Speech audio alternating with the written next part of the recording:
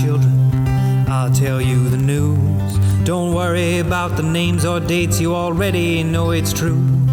Your doctor hates your baby, the prime minister's a ghost, and all them folks are sailing here 'cause they're in love with boats. Superfoods can save us from all our evil sin. JFK and Elvis own a bar in Wisconsin. Vaccinations were created by the CIA to steal votes from Bernie Sanders and turn your babies gay. So click the link you think you'd like and get tooled for a fight against those lefty fascist communists who are leaning too far right. Hi and welcome to Not Another Fake Newscast. I'm Paul. And I'm Jerry. And we're back again. We're back again for a roundup episode.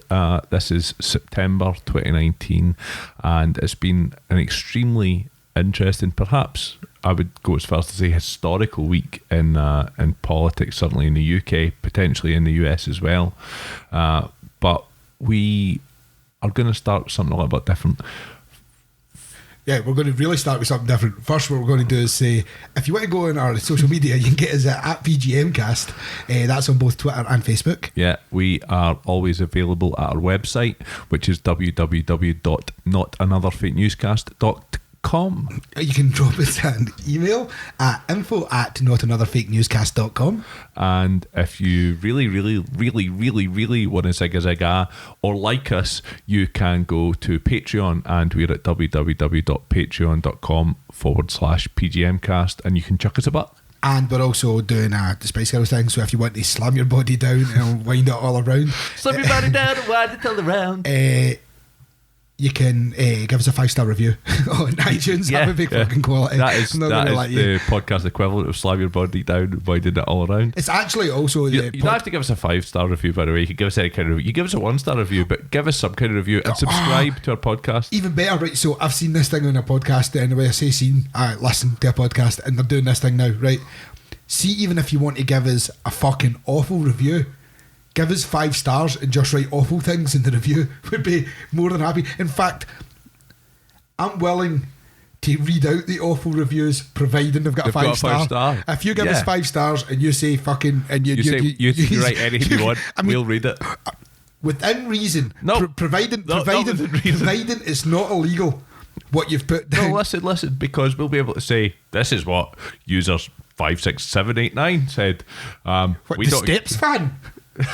No, I was thinking more Ian 56789, the not a bot guy. Not a bot. Yeah, that's a callback to a live show that they can't see. There's a throwback to something that you won't see, but you've now wasted the game.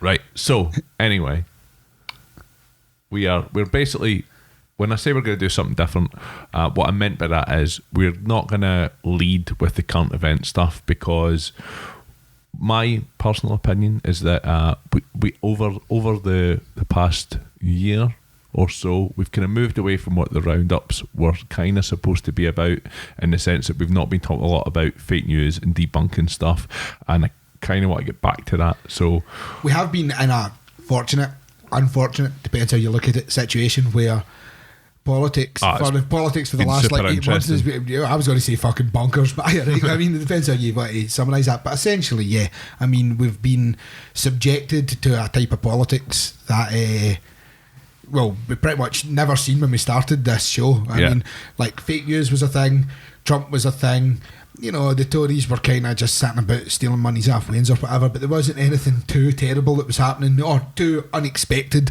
that was happening. But the last 8 months, stealing monies and breaking hymens, that's what they were doing. I mean 100%. And that's allegedly. And that's why Epstein's dead.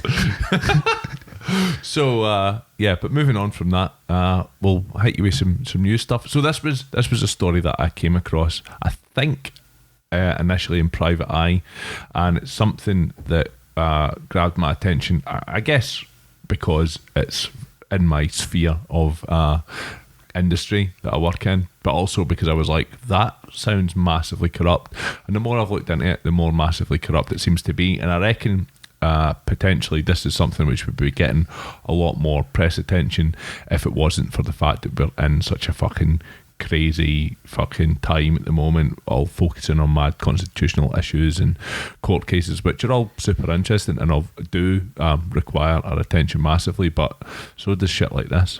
Well, that's it. I think just as a stop point on that is essentially, even though written media and stuff like that is in the nicest possible way a failing industry and stuff now, with in comparison to online articles and stuff, essentially, if you're a journalist right now, it's easy pickings. There's a lot of easy pickings out there. I mean, like, you can write a story based on some mad shit that the leader of one of the two most powerful countries in the world does pretty much daily at the present moment. So you don't really have to do much real investigative journalism into a lot of stuff. It'll get clicked on, it'll sell newspapers, or it'll drive traffic towards your website. So you can't blame them for doing that at a time when they're under-resourced, understaffed, etc., etc. And we all want everything for free.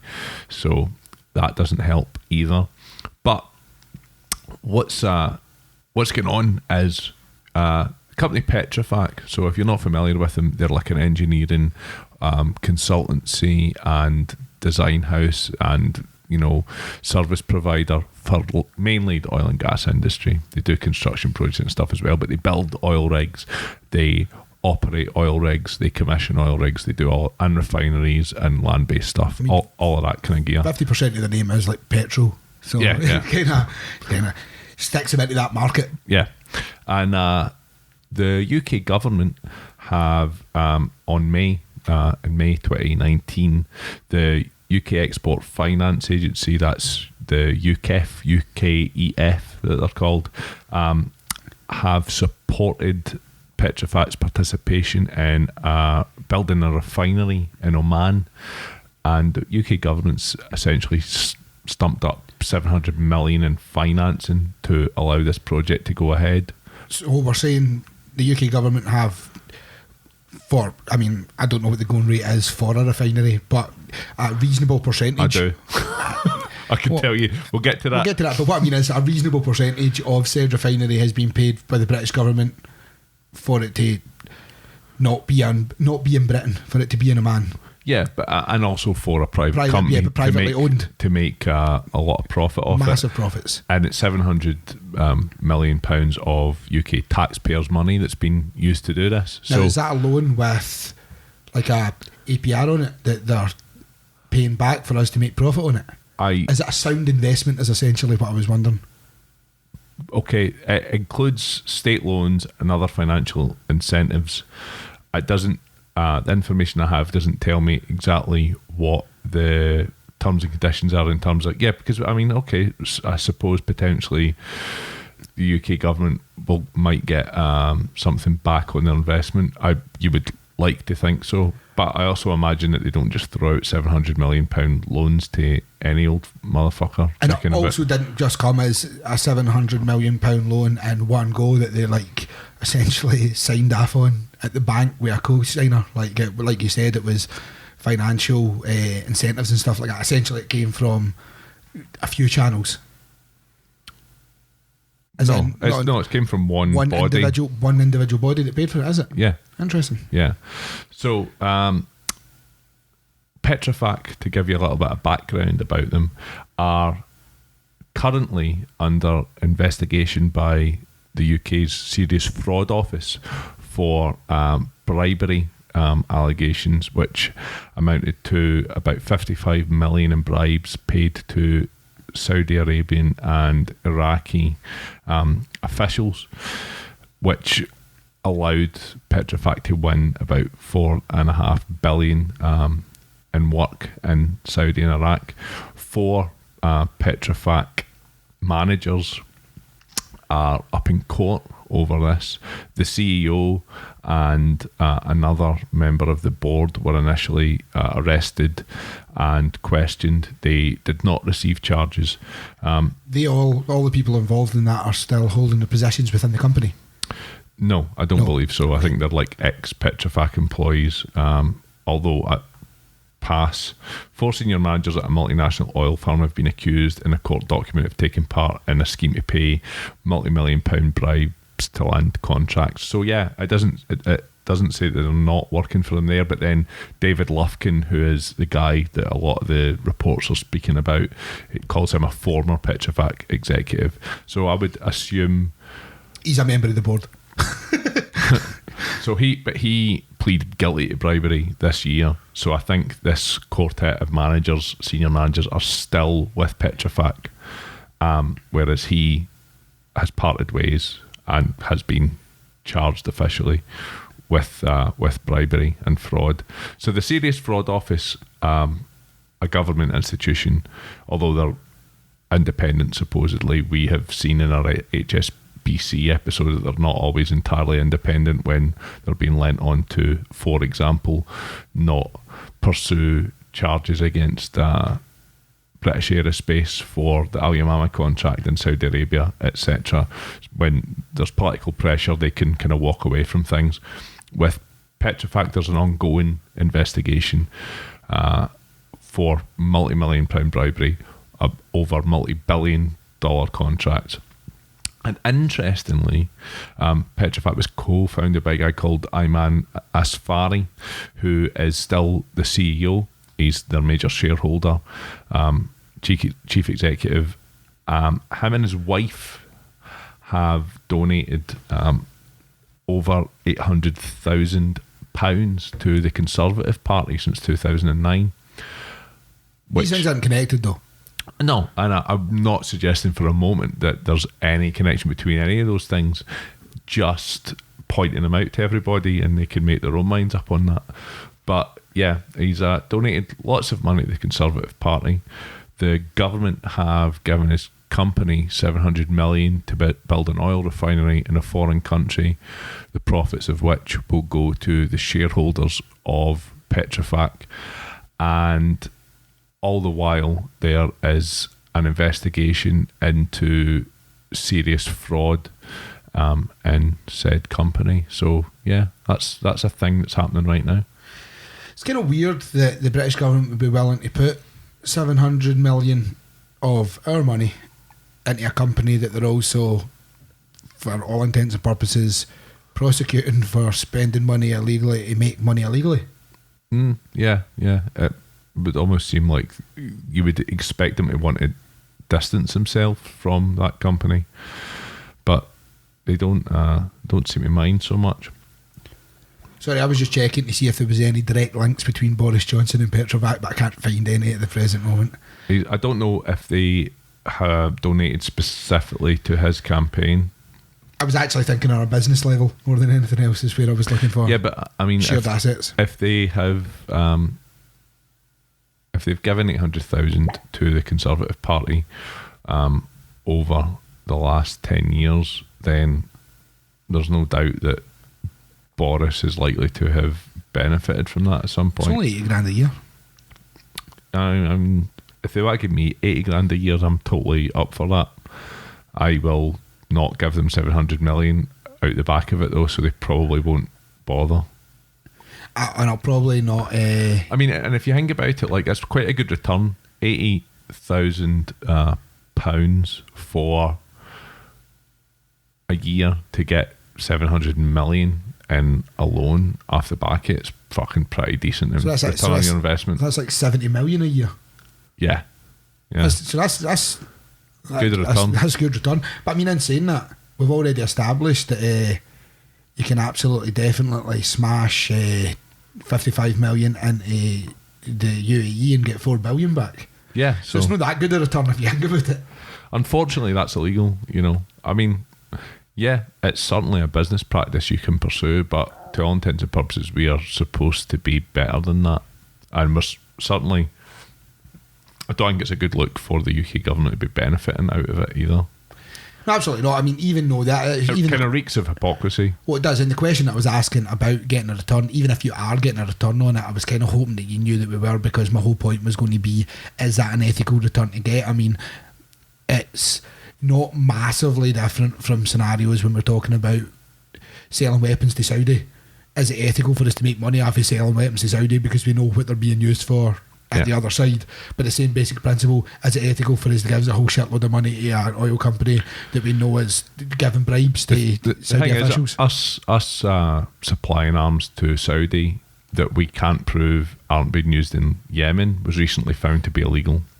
Liz Truss was then found guilty of signing off on sending contract or allowing arms contracts to be signed with Saudi post that finding that they still couldn't prove weren't being used in Yemen, and was totally caught out on it and sort of went, oh, sorry, that was a mistake. So yeah, it's almost as if you can't really trust the Tories. Or, I mean, you could argue you can't really trust any politicians, who knows? Well, I mean, certainly I would argue that you probably can't trust anyone in Westminster. Like even the janitor and shit is corrupt.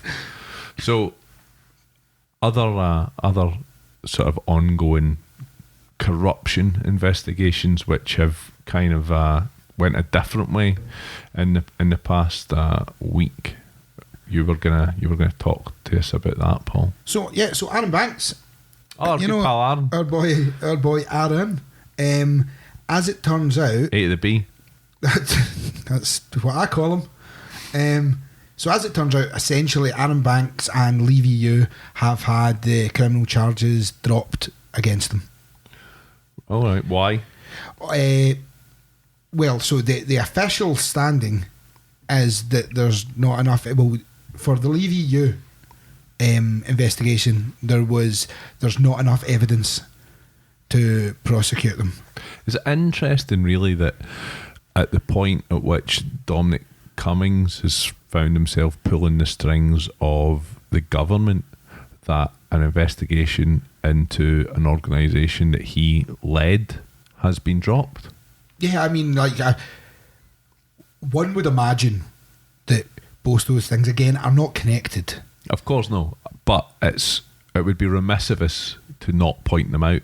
No, absolutely. I mean, the fact that, Cummings was involved, but actually, I would be willing to say Cummings was involved in many ways. That sentence can be taken in many ways. I think there was a lot of Cummings involved in dealing with this scenario. But yeah, I mean, essentially, to give you an idea, the investigation originally was launched because the Brexit campaign group was fined £70,000 by the Electoral Commission. It was the working together when they weren't supposed to be working together, all being kind of based at 55 Tufnell Street and coordinating their campaigns, giving money to the likes of Darren Grimes, all of that stuff. So specifically the Leave EU Commission.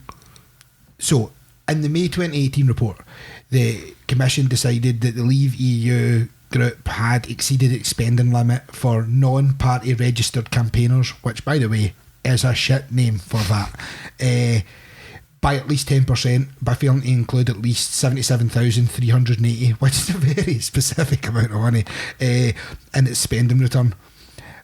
Also suggested that they found that there was four offences committed by Ms. Billany, who I believe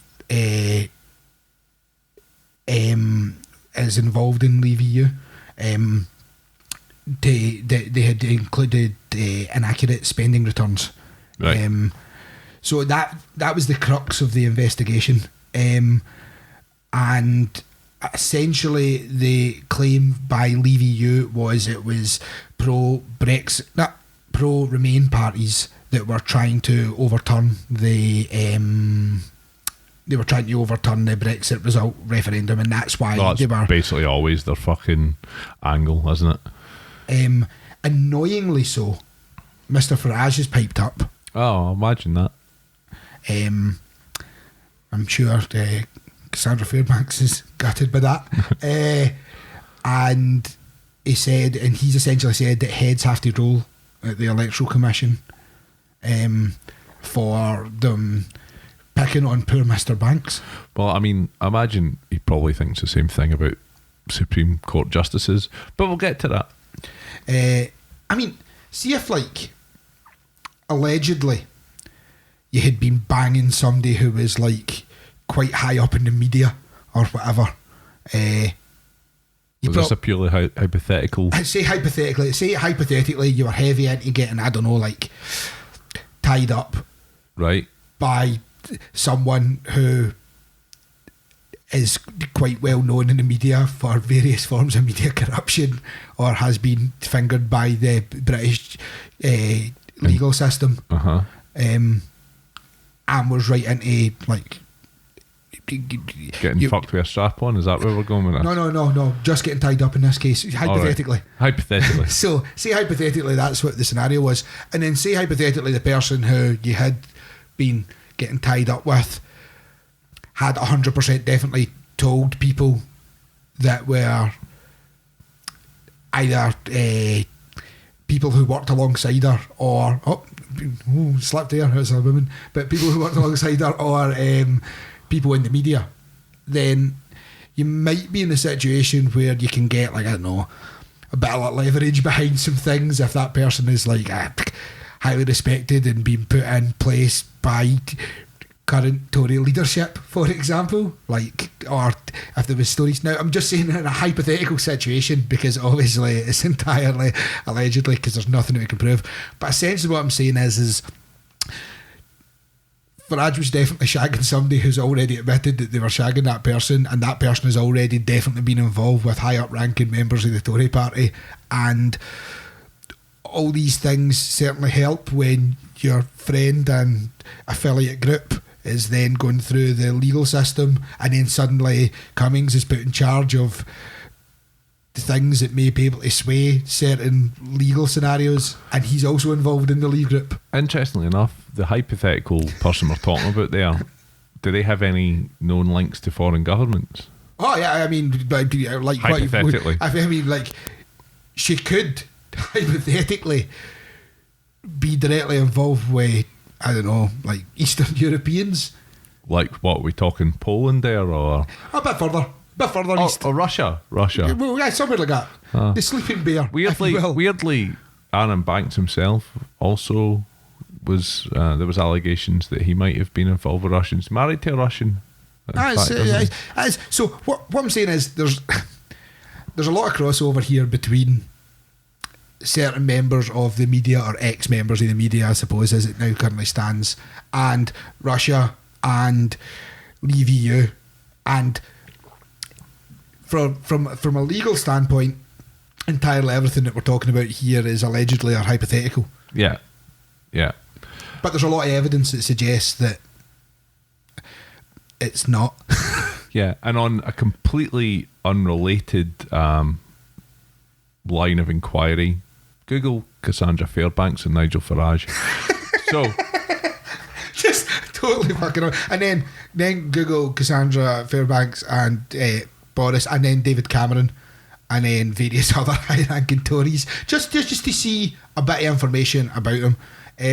But yeah, so the long and short of essentially what I was talking about there was that they have found now that they don't have enough evidence to be able to say, so even though they had evidence that said that they overspent it by 10%, they now don't have enough evidence to say that 10% was unlawfully spent, and they had to drop the case. And in doing so, Aaron Banks has said, it's a great day for moral victories and that type of shit. And Farage has said, like I said, head shall roll.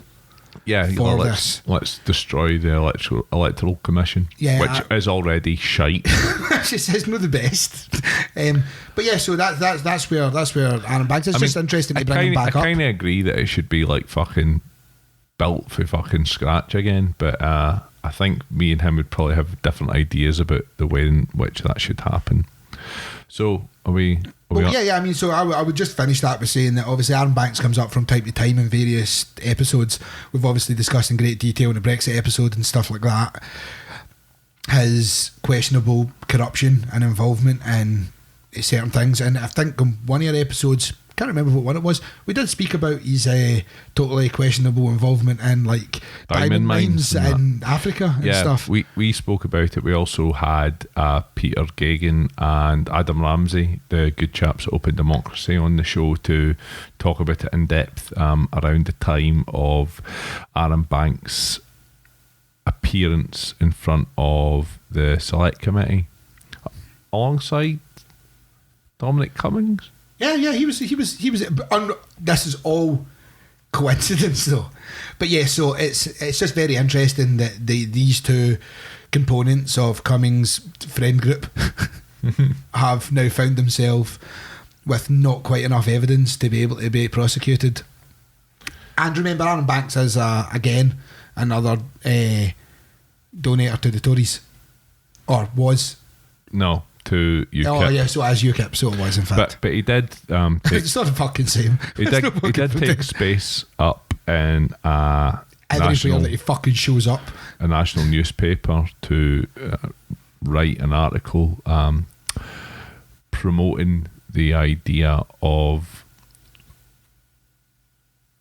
people joining the Tory party in order to vote out the traitor Theresa May for her withdrawal agreement. Oh, I remember that. We discussed that in an episode way back. What's there's a word for that which I can't quite remember. Cunt. No. Cunt. Like they talked about it in depth when there was swathes of people deliberately joining the Labour Party in order to vote Jeremy Corbyn in as leader. Can't remember. It'll come to me. So I think that's pretty much covered Aaron at the present moment. But don't worry, people. He will almost definitely be back because that's what he does. He's got a whole pile of questionable money that he's getting from lots of places, and you know, he's a friend of Farage. And unrelated, Farage is a friend of Cassandra Fairbank, but just a friend.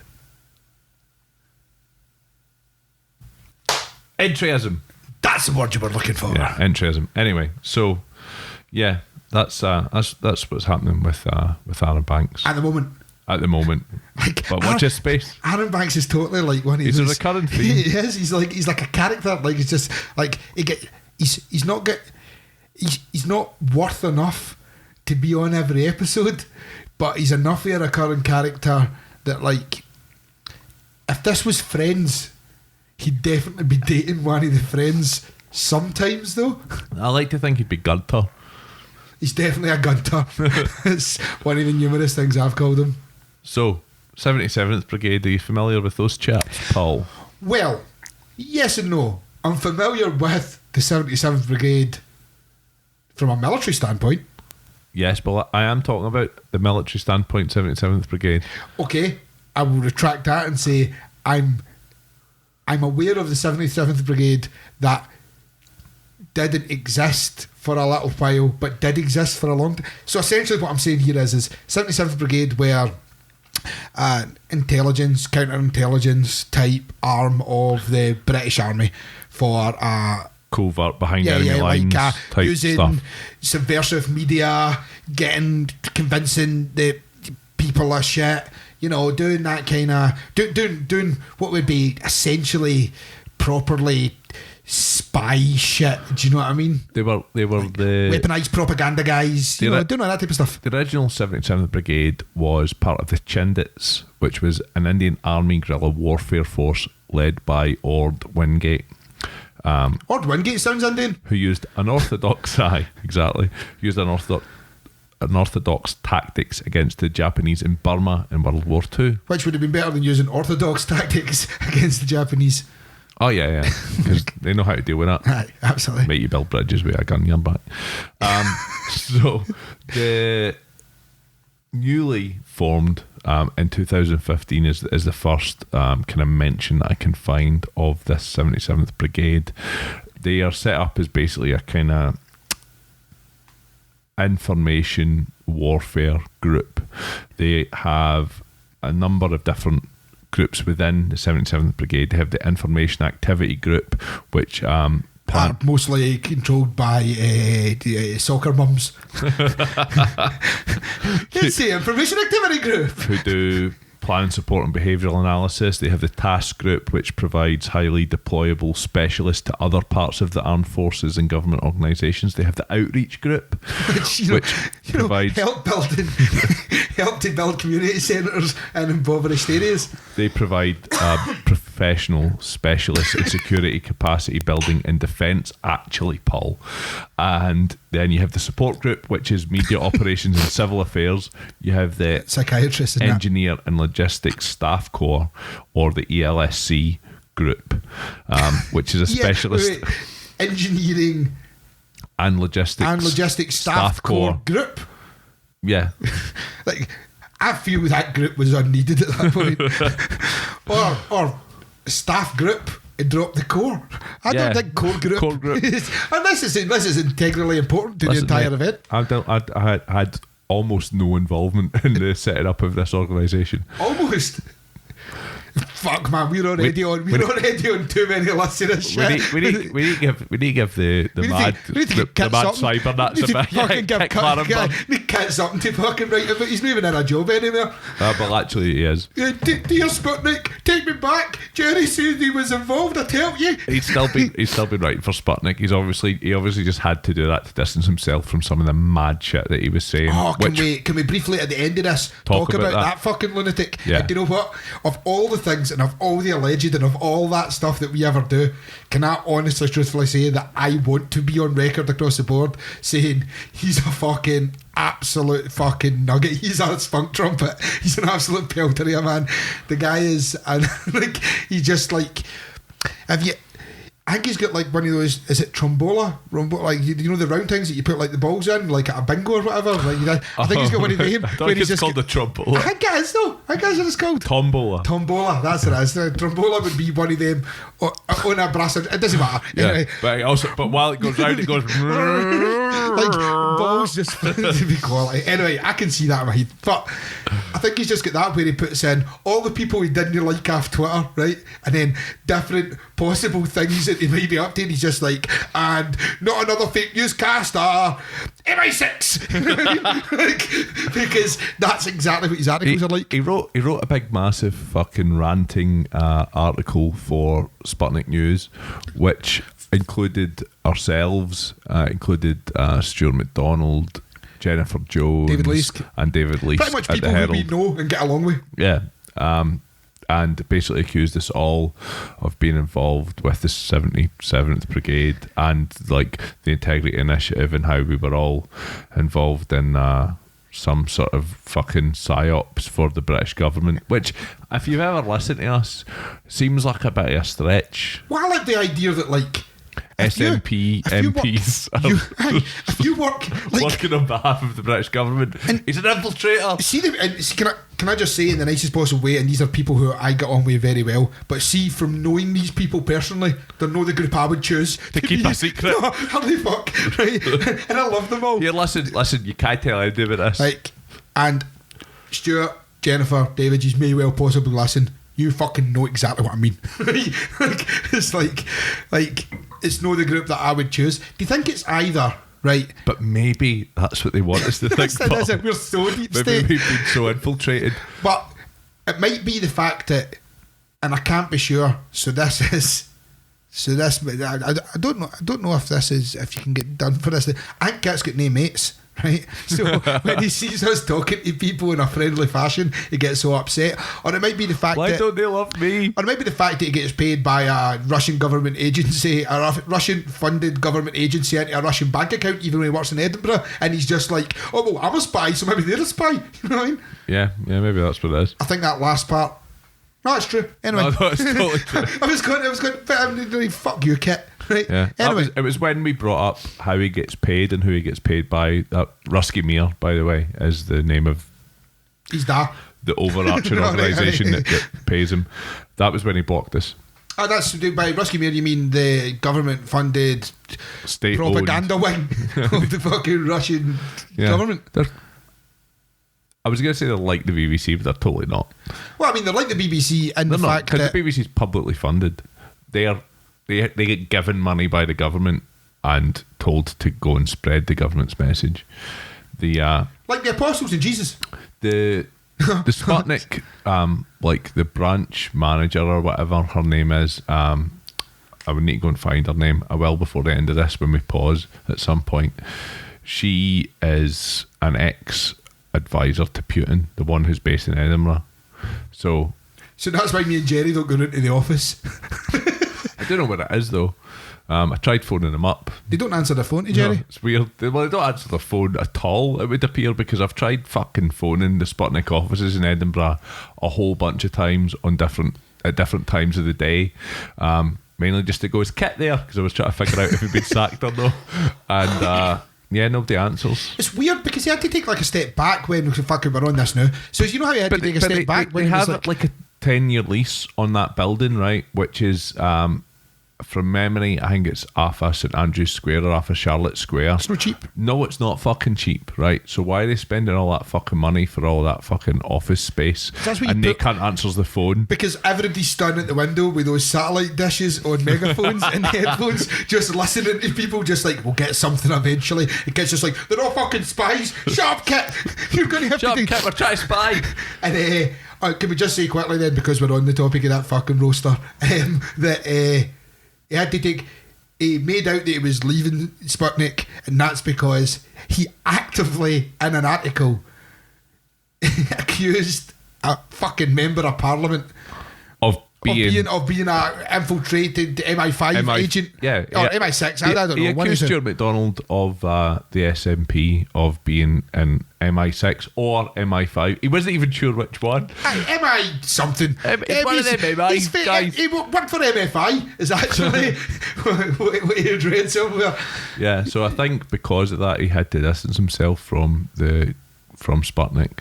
Somewhat, but he's still writing for them because I saw he produced an article the other day, like 5 days ago, which was in his normal style, absolute batshit, but also not well written in any way, rambling, far too long, had no obvious structure, had like the first thing you're fucking taught, right, as a print journalist, and I'm sorry to fucking be to totally fucking character assassinate this cunt here. No, the thing is, I was just about to say that like we will not do this with pretty much any journalist, like any journalist across the board, regardless of how much we disagree with the scenario. But that's it personal now. But he fucking started it, right? He fucking started this. You put the most important piece of information at the start of the piece, right? Because that's what you want people to fucking read about straight away. I read another article by somebody else today which should have done that too and didn't. It was way too long and buried all the important information fucking halfway through. From Sputnik? No. You some kind of Sputnik fucking subscriber? No, it wasn't from Sputnik.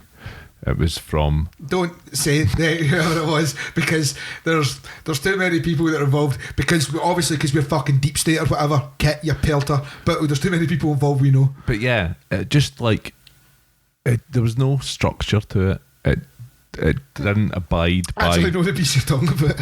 Oh yeah, that one too. Yeah. Oh, is it a different one? No. Oh, right, well, was that one? That as well as yeah, Kit's one. Anyway, sorry, this is not making for good listening. Oh, it's making for great listening, because people are just like, oh, I see they're coming with facts, I see they're talking about stuff. Oh, tell us more about this Kit dick.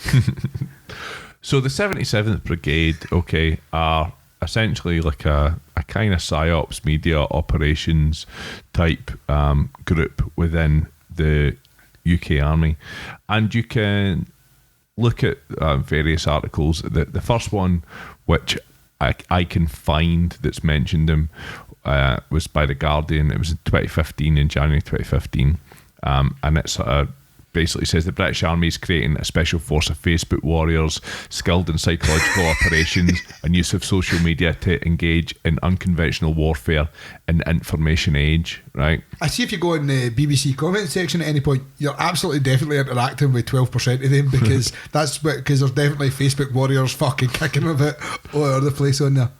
The brigade will be responsible for what is described as non-lethal warfare. Yeah, they're on Facebook, mate. I get that. Oh, I'm going to make you quite angry. It also says in this that both the Israeli and US Army already engage heavily in psychological operations. So yeah, basically, I mean, the whole piece in The Guardian, to be honest, reads like a press release from the 77th Brigade, I imagine. Saying we are ethical. The reason I didn't bring these people up to get deep into like a conspiracy sort of scenario about what they're up to and whatever. I think they would claim that they only are doing work out with the UK. I would suggest that that's highly unlikely. I mean, what I will say is, for anyone who's listened to our Ben Nimmo stuff, like, if you would imagine if you were a Russian Ben Nimmo or a, you know what I mean, like or a Chinese Ben Nimmo, you would be coming up against the type of stuff that they do from time to time. I mean, that's like Ben Nimmo essentially for NATO, or certainly he was doing stuff for NATO, where he was looking for this type of person from our non-allies.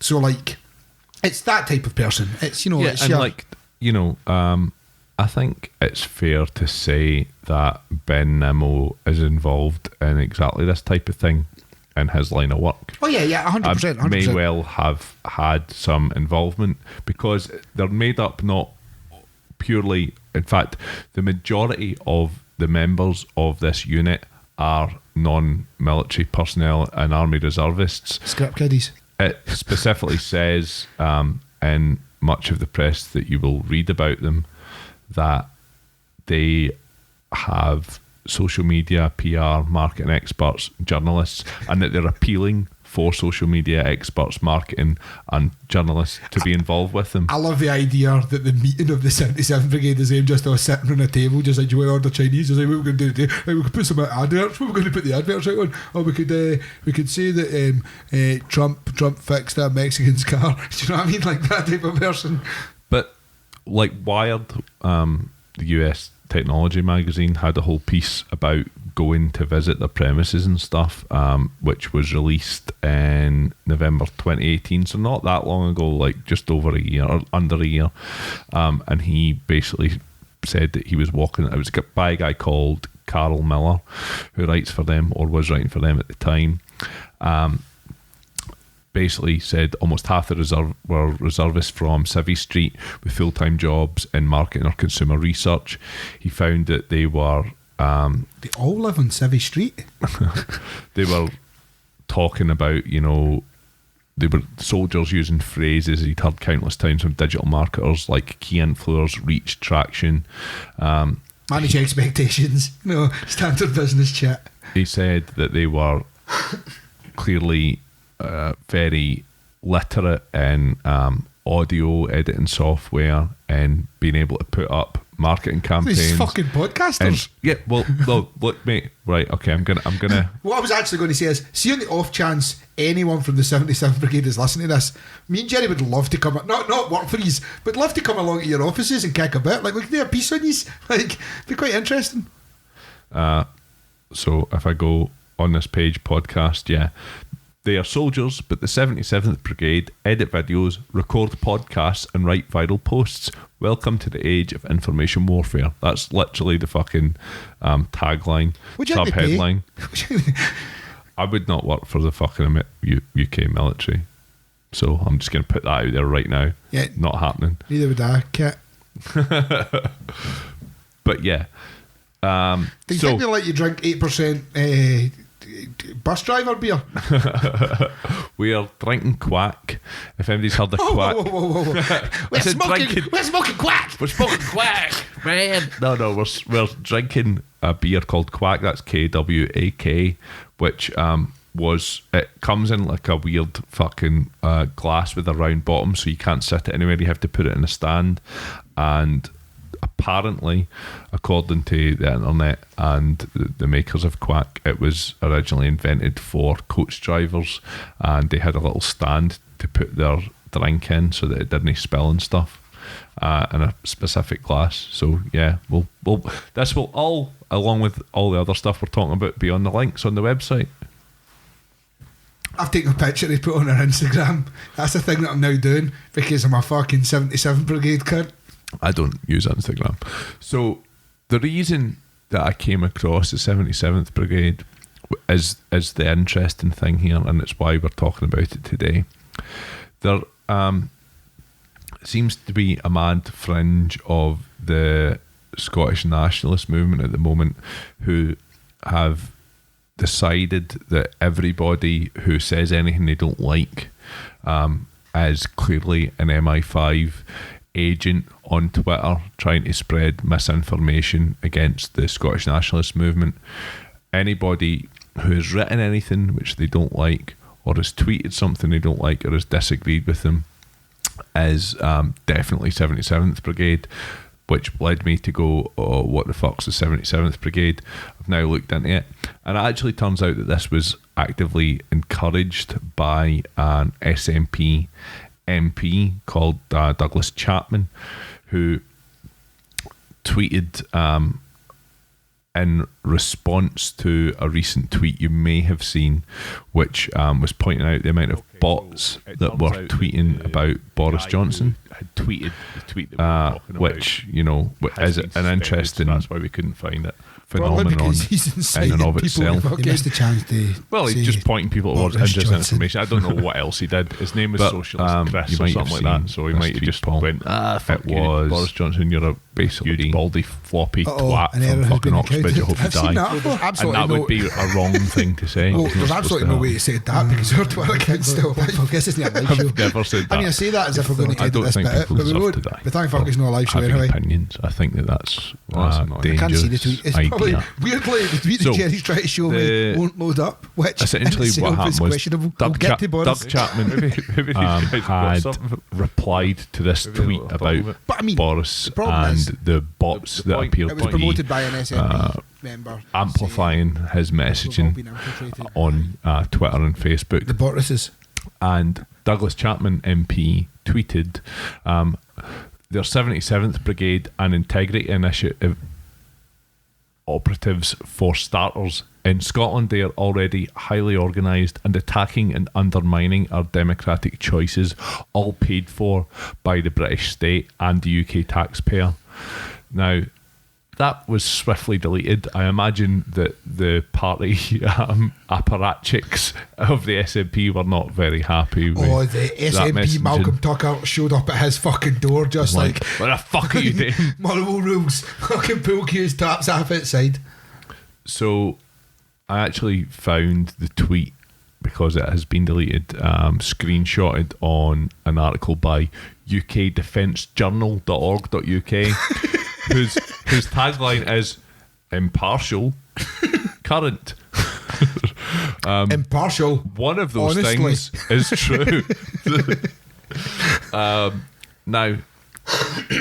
one of those things is true as you read an old tweet. Well, so you're saying that they're impartial, Jerry? No, I'm not. The article basically starts with Scottish National Party politician Douglas Chapman has claimed that the 77th Brigade are attacking and undermining people in Scotland. Essentially, it is being claimed that the British Army are engaged in operations online against British citizens. There has, however, been no proof offered that this is actually happening, right? It then has a screenshot of the tweet, and the rest of the article is just about what the 77th Brigade do. At no point does it say they're not doing that. Now, I don't believe that they're doing it, right? Or I don't necessarily believe that they're doing it. It's not impossible, and I wouldn't ever claim that.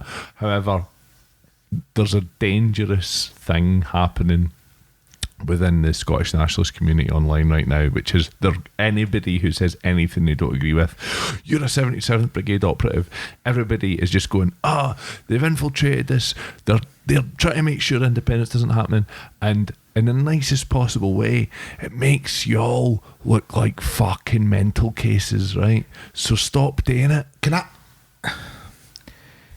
I'm going to skip round libelous stuff here. In fact, so essentially what I would say is, see in the event you wanted to infiltrate and create political discourse. Discord or discourse? Both. Right.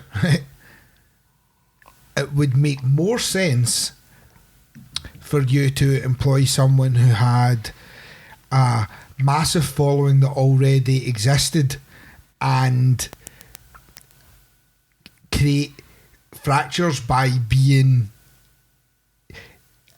in my opinion, dangerously aggro towards certain groups, because that would actually create the problem that is being suggested much better than someone saying you're You mean wrong. like somebody who was like, who had a massively followed Scottish independence blog, but like maybe isn't even based in Scotland? Aye, someone like that. So that would be a perfect example of a person that you could utilise if they existed, but they don't.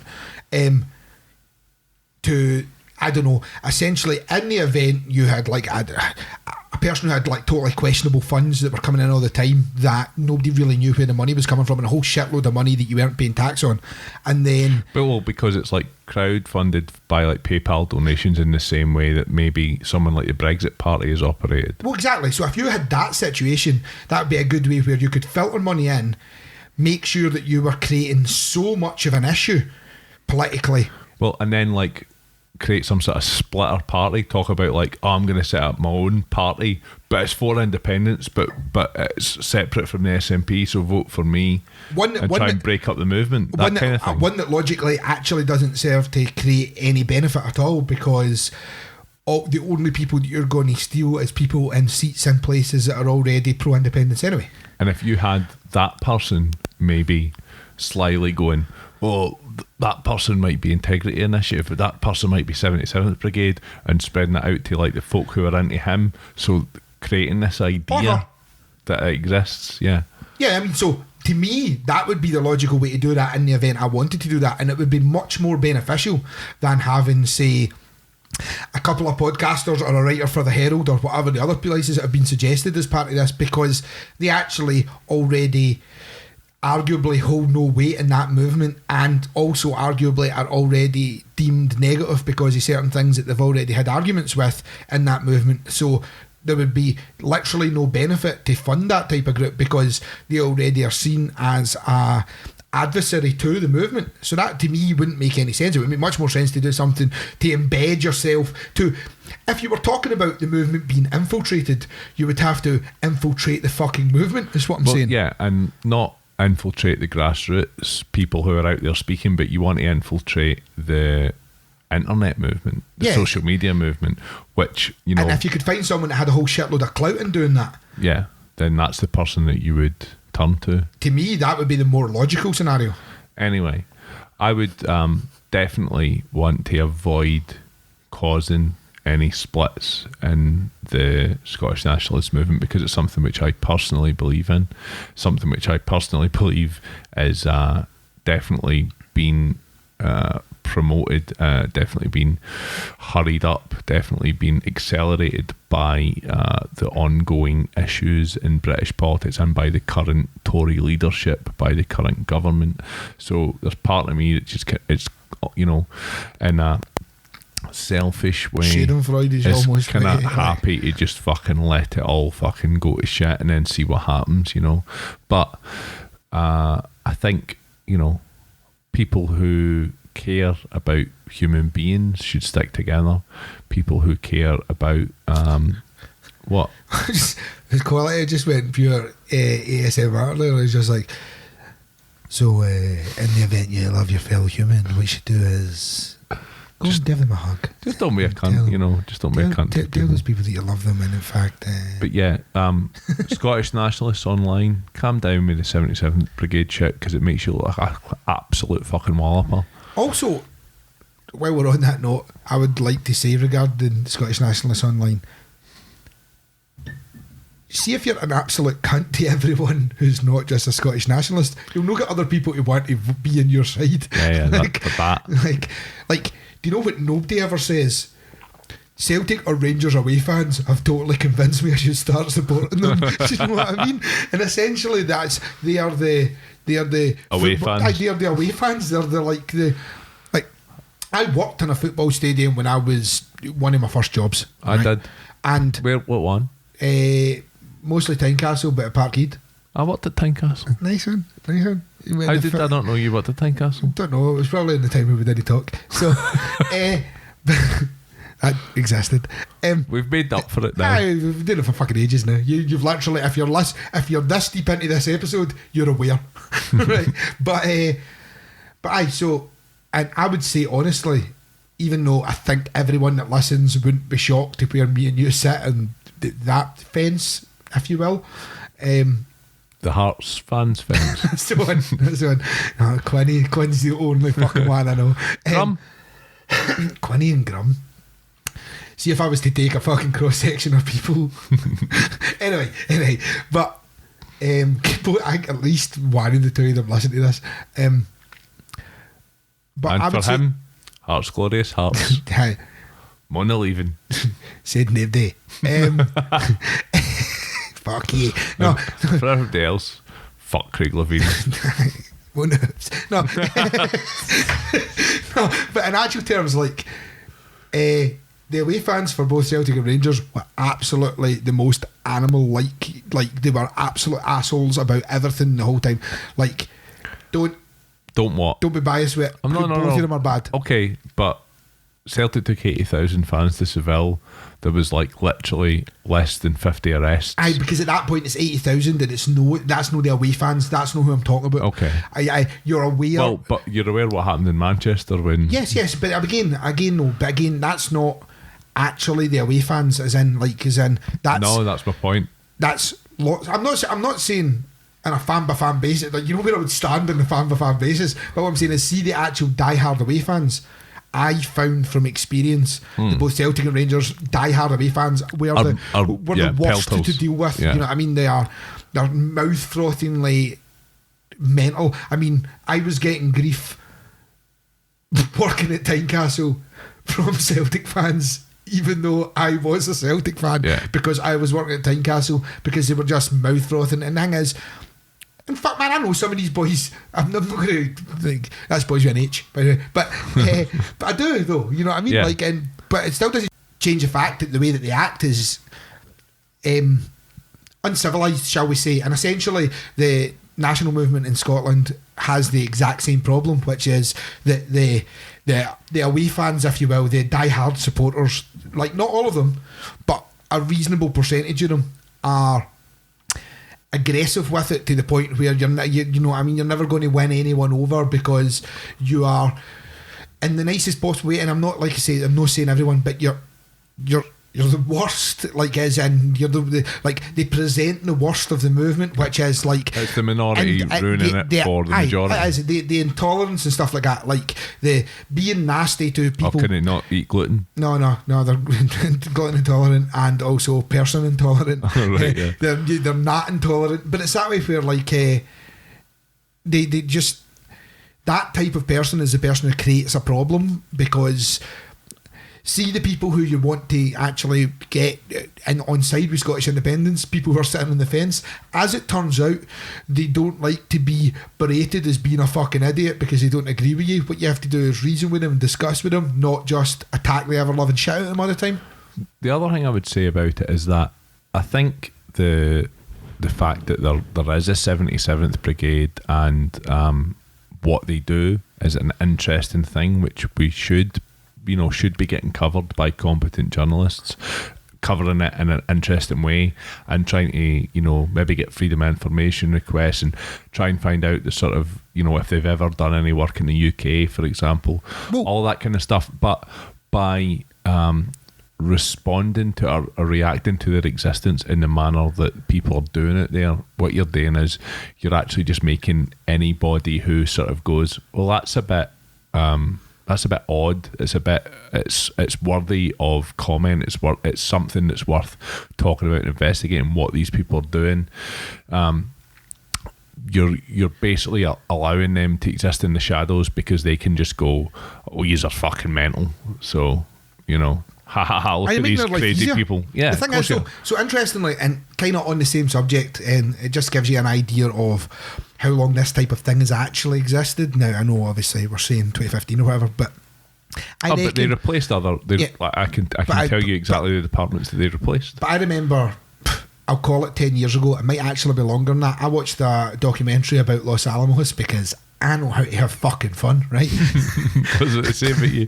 But essentially what they were saying was there was the guy who was doing the documentary was being shown around Los Alamos, and they were talking about their infrastructure, the IT, and the way that they deal with all the information and the stuff that they're investigating, solely actually based on the Manhattan Project, and then talking about other projects of the same ilk that have been dealt with through in Los Alamos. And essentially what they were saying was that something similar to, now these numbers are going to be fucking rough, and because it was a long time ago, but multiple of thousands, if not tens of thousands of attacks were made on the network every day. But he said that in actual terms, he is aware that between 1/3 and 2/3 of those attacks were happening from both internally in America, and American allies were attacking to be able to make sure that the data wasn't readily available to the enemy, if you will, or to the foreign bodies that were trying to get in. But that also means that at least a minimum at any given point of 1/3 of the attacks, when you're talking about multiples of thousands every day, were happening from and I can't guarantee this, but North Korea and China and Russia and places like that were trying to get to the information. Now, that was black hat and white hat and grey hat hacking 10 years ago or thereabouts, and that's fundamentally in the same type of vein as this, which is the trying to acquire data or intelligence that is like non-lethal warfare. Do you know what I mean? It's more. This is more influence operation stuff, right? But what I mean is that's the. If we're talking about 10 years ago to now, the logical progression of the same groups of people that are involved are doing the same type of things. We now just have social media to manipulate the public. Yeah. You really didn't have that, certainly 10, 15 years ago. You didn't have the ability to do that in the same way. And so, like, there was an article that I read about this by George Kerrivan in The National. Didn't paint The National in a particularly great light, but that's nothing massively new. And you know, he was sort of basically saying, "Oh, are these the people that we want to be influencing a second independence referendum?" And like, obviously, no, it's not. And you know, I mean, I guess there is a potential for psychological operations and warfare to be used.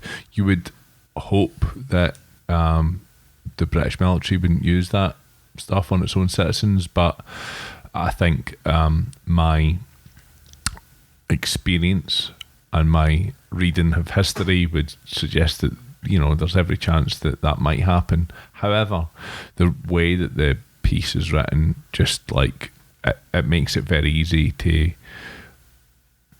accuse somebody of being a tinfoil hat wearer, because there wasn't enough research there. There was a lot of what ifs. It wasn't a lot of talking about hard facts. Like, if we want to talk about hard facts, then we can say, well, the security assistance group is what existed prior to the 77th Brigade and was then absorbed into the 77th Brigade, and we can say that included the media operations group. What do you think they were in charge of? Media operations, that's right. We had the security capacity building team. They were in charge of capacity building. But we had people like the number 15 psychological operations group. I didn't put number 15 in front of it. So when there were people talking about they weren't called the psychological operations group, they were just like, I will call you number 15 because the other bit sounds fucking terrifying. And they were in charge of psychological warfare. You've got the military stabilisation support group. You had number 1, 2, 3, 4, 5 and 7 column. There was no number 6 column for historical reasons. So you know that absolutely 100% means is there was a number 6 column, but you're not allowed to talk about them. I mean, but the thing is, there's a part of this that we already know. When we spoke about SEL group, fucking choose an episode, literally take all our episodes and throw a fucking dart in it, and statistically you'll probably hit something to do with SEL group, right? But if you look at them, they even showcased their terror adverts, like their ability to scare people into no coming out the house at what essentially was a military intelligence show. Do you know what I mean? So it's not like So it's not like this wasn't happening. A defence convention. But I would also say, kind of, in the same grounds as what you were talking about, you know, do we want them involved, or are they going to be involved, or do you think that they're actually doing anything? Like I kind of touched on before, see if you don't want them to be involved, and you don't want the ability for them to be... Well, there's that. But what I was actually going to say is, see if you don't want to be involved, and you don't want to give them the chance to be able to create schisms in society and stuff like that, with the way that people are looking at things. See if you're online and you're not acting like an absolute grade A cunt, it's much more difficult. Like, because essentially, if everybody's nice and talking about things logically and discussing things and producing facts, all of a sudden these people turn up and they start being cunts to everybody, you can go, well, they must be 77th Brigade. But when everybody's just like being fucking horrible as fuck to everybody all the time, it's dead easy then for people to infiltrate and just be like, be part of that on either side of the fence. Stick a saltire on their Twitter profile and just fucking go wild hog on saying all kinds of fucking horrible shit. On both sides of the fence. Either pro or stick a... I was actually going to say Butcher's Apron, but what I meant was the Union Jack. Stick a Union Jack on it. Well, I mean, I think it's fine. I don't think anyone that listens to this is just like, can't believe they said Butcher's Apron, I'm now upset by that whole scenario. But you could do that. Do you know what I mean? Like, in the event these aren't being horrible bastards to each other, it makes this a lot... Like, the reason that you can do this is because you can just jump in and be another horrible bastard. You can troll. Like, see, when you're on the comment section, you say something and people start acting like asshole trolls for no reason, you instantly recognise them as being asshole trolls. Now, see if you then go to a subject that's so... culturally splitting as like Scottish independence, as Scottish independence. If you then go and you sit in any conversation with that, you can't identify a troll from a non-troll, because generally speaking, after about people 5 minutes, everybody becomes an asshole. Did you even so Parliament reconvened the other day, and there's people... I just nodded my head as if he's going to hear that, but it's like, I know what you're talking about, Jerry. Paul knows what I'm talking about. I've been here. And like I'm watching like grown adult, like, you know, late 50-year-old men fucking screaming at each other because they're so enraged by the past week's events that they're losing their shit. And you're like, you know, if somebody who with that kind of breadth of life experience, and who generally you sort of expect a level of civility from, rightly or wrongly, I mean, they're the representatives of the entire fucking UK. They should be civil. I mean, they're like civil servants. But they can't screw the nut. It's worrying times. I mean, the only way we could actually deal with it is, see if they just bring in like 65 pints of diesel, right? Put it in the middle of the floor. Right? Middle of the floor in Parliament. Where's this going? And say, taps off, tan of diesel, fight each other, and then we'll just get it fucking dealt with. I would like to make it clear to anybody who's not aware, right, that we don't drink actual fuel, diesel for cars in Scotland. What Paul is referring to is 2/3 lager, 1/3 cider with blackcurrant in it. Yeah. And then if you're really feeling mad, you use a depth charge, which means you get a shot of vodka and you drop it in the pint glass, and then you drink the pint until the shot glass touches your nose. I've done a similar thing with what's called an Irish car bomb. You ever had one of them? No, because it's offensive to literally everybody, but it's a Jameson's and Guinness, isn't it? Yeah. I had a night in... you know the way that, like, I was like, no, I've never had one, it's offensive, but I know exactly the drink you're talking about, Jerry. I had a night of, like, downing, like, I think about 8 of them in Baku in Azerbaijan, and we'll no talk about the rest of that night. Oh, I mean, like I said, depth charges and diesel, as you can probably imagine, is no what any wants to be drinking. Right, so the next topic is Chicago. Alright, so this is a cool one. Chicago. Chicago. So the city of Chicago. Anyway, and my but all Al Capone, yeah. Except it definitely isn't what he spoke like. Al Capone, but also that's nobody was. Bugsy Malone. Bugsy Malone. That's the song from Bugsy Malone. I've never actually seen Bugsy Malone. I saw a bit pies. I'm not a pedo.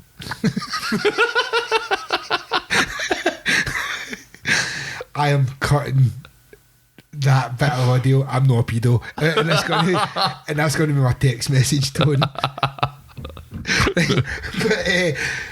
No, I mean, essentially, this is just a wee bit I mean, I say light-hearted, but this is something just... So one of the things that you'll see, especially if you go back, if you fucking hate yourself and you go back and you listen to our... gun law episode. And then if you double hate yourself, you go all the way through our Facebook feed and then you find when we posted that episode. 2,996 comments. And literally 1,400 of those comments were people like, take my guns. We literally in the episode didn't say we're going to take guns. But you can't take my guns. No, we totally didn't say that. No, but you can't. But please just listen to the fucking episode. I mean, the fact that they think that we are in any position to impose legislation on the US fucking lawmakers is in many ways very complimentary. One guy told me fly to Florida and come and try and take his guns off him, and I was like, no, can't afford that. That doesn't seem like can't afford such a frivolous act. That doesn't seem cost effective at all. But show up and have the odd chance that you're going to shoot me because I've appeared there and I don't have a gun and you've got a gun. You're expecting me. More flights coming. I mean, why? Anyway, my point being, one of the things that comes up along when we're talking about gun control is Chicago. They use it as an example of the worst place on earth, essentially. If you listen to Americans... Imagine, because Kanye West came from there, right? That's the reason. I mean, to be honest, as long as he came from there from his first 2 albums, I'm grand. 3? I'd give him 3. 2.5. So I'd give him 3. It was quality when his mouth was wired shut. But... so essentially they bring it up all the time because they bring it up as, well, Chicago's got really strict gun laws and you can still, and it's got the highest deaths in all America, but none of that's true, as it turns out. So I've recently watched a bit about it and none of it's true. So if you look at the stats, essentially 8 years ago, for example, it changed from not having, it was illegal to own a handgun in Chicago 8 years ago. But they had like a perimeter kind of zoning type thing. Like in the... I don't know what you're asking. But Chicago as the city. Whatever. I mean, when they talk about Chicago, I always imagine that they actually mean Illinois. I mean, they talk about federal, the federal controlled laws of the area. Like Chicago is obviously the major city. So that's what I was asking. Is it like, was it a Chicago... was it a citywide law or was it a statewide law? As I understand it, it's a statewide law, but essentially Chicago being the largest city, that's where most people are packed in and that's where there's the most crime. Right, okay. But certainly in the city of Chicago, you weren't allowed to own a handgun. Chicago's in Illinois. Yes. Now, essentially 8 years ago, that law got scrapped. Because actually the reason that law got scrapped is because the NRA took the city to court over the fact that it wasn't legal for them to stop people having handguns. Amazing what you can do when you've got amazing funding by rifles makers. And also, you've literally got the ears of like every politician in the whole of the fucking US, or certainly every Republican politician in the whole of the US. But so they changed that 8 years ago. So you're allowed to now conceal carry a handgun in Chicago, and you have been able to for 8 years. Right. Now, if you look at the if you look at the gun crime stats, there's actually, even though you can't guarantee there's a correlation, there is more death now that you can conceal carry than there was before you could conceal carry. Now that might be because more people are conceal carrying guns, or it might be magic or some shit, Santa or something, I don't know. But who knows? What I'm saying is, yeah, we could possibly... What I'm saying is, I can't guarantee that that's the case. Yeah. Now, the other things is... They might have just withdrawn all the mentally ill people's medication because, it's always mentally ill people, isn't it, that kill people with guns. The thing that I always find amazing is, so see, like every other Western country... We have mentally ill people in the UK who don't kill people with guns. Yeah. Like, see, if you take pretty much any Western or, modern or what used to be called First World or, oil... Do you know what, Paul? I'm going to go further than that, right? I'm going to say if you take any group of people of any size in the world, some of them will have mental health issues because that's quite normal. Yeah, well, what I was going to say is, so see if you take and if they have guns, they might shoot people, and if they don't, they can't. Well, interestingly, so one of the things, the NRA in the 1940s, 1950s were actually pushing to have strict legislation on... I found this out today, actually, when I was researching stuff to do with Chicago. Had strict legislation on, or were pushing And subsequently, they tried to push Ronald Reagan to do it in later years, and that's why we'll get to this in 2 seconds. But essentially, what they were pushing was to have stricter controls on people who had mental health issues and repeat offending criminals to be able to have access to guns. Shoot them. No. They were just genuinely just like, well, maybe I'll make sure they don't get guns. Maybe if you have mental health issues, you probably shouldn't have a gun. Now, seems like a solid bit of legislation. I think things have changed in the NRA. I'm not going to lie to you, but like, and I will also say, and this is a bit off subject, but there's a thing, and I'll send them over to Jerry so I can put it up on the site. But there's a weird scenario that Americans, for the most part, don't seem to fully understand, which is Ronald Reagan, a non-Republican, shall we call him, but essentially Ronald Reagan, Republican, was actually against having, and he's quoted being against having citizens armed. He actually says there is no reason for, in a civilised situation. He's got a cheek. He was in all those cowboy films. Yes, I was back in the day though. Not the film. Well, the films were back in the day, but also they were based back in the day. Back in the day. Double back. Back in the day. Sexy back. So anyway, what he said was that there's no reason for civilised people to have guns in the street, which is a sound argument in my opinion. Now, to the other side of that coin is Karl Marx. Don't know if you're aware of him. If you're listening to this and you're a Republican gun owner, I don't know why the sequence of events is played out. Fair play, you fucking put in the effort. But Karl Marx actually believed, and again, he's on record saying that the populace should be armed. So, by absolute definition, at that point, essentially what we're talking about is at the 70s. He was against the leather mines. It was. See, how come you can tell that joke, but when I tell that joke, we have to cut it? Anyway, it doesn't matter, right? I think it was a different circumstance. It wasn't as good a joke. No, my joke was better. But I laughed a lot more. But it wasn't right. No, it was not. But so at that point, essentially, like I'm saying, like the 70s, we're talking about a scenario where the President of the United States, who was a Republican, is saying people shouldn't have guns in the street, and the absolute worst person in the entire world. Reagan, yeah, 80s. Yeah. I thought it was the end of the 70s. The very end of the 70s, and in the early 80s. I thought it was, but maybe it is just the 80s. But yeah, so essentially, I'll fact check it while you're talking. But it's interesting the fact that he was against the people in the street being armed, whereas if you take someone like Karl Marx, who is absolutely the worst thing that exists as far as the alt-right is concerned, was in favour of it. Was in favour of having the populace armed. Maybe we should just tell all those gun-toting Republicans that, and maybe they'll be like, sounds like an interesting guy. I'm going to listen to reason. That's 1981 and 1989. Alright, so I just thought it was a tail end. Anyway, but back to Chicago. So essentially what you've got is, you've got a scenario now where 8 years ago they stopped having a scenario where you weren't allowed to have guns, and the gun crime has went up. And if you actually look at it in terms of numbers, to like open carry, concealed carry, or like concealed carry. Alright, okay. Concealed carry handguns. Actually, in the thing that I was watching, it was in Jim Jeffries, amongst other things. I then had to go and do a wee bit of research after the back of it, because it was like, this can't be right.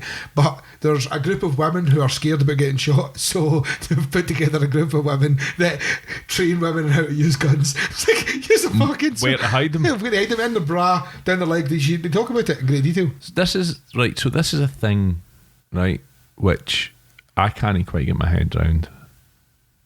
Let's assume that we're all in favour of having guns for a moment, right? Let's just say that's a thing, and it's for our own protection and personal safety that we wish to have them. What is the benefit from having them hidden from society? Like, why should we not have like an open carry? Like, here it is, I've got a gun, don't fuck with me, I've got a gun.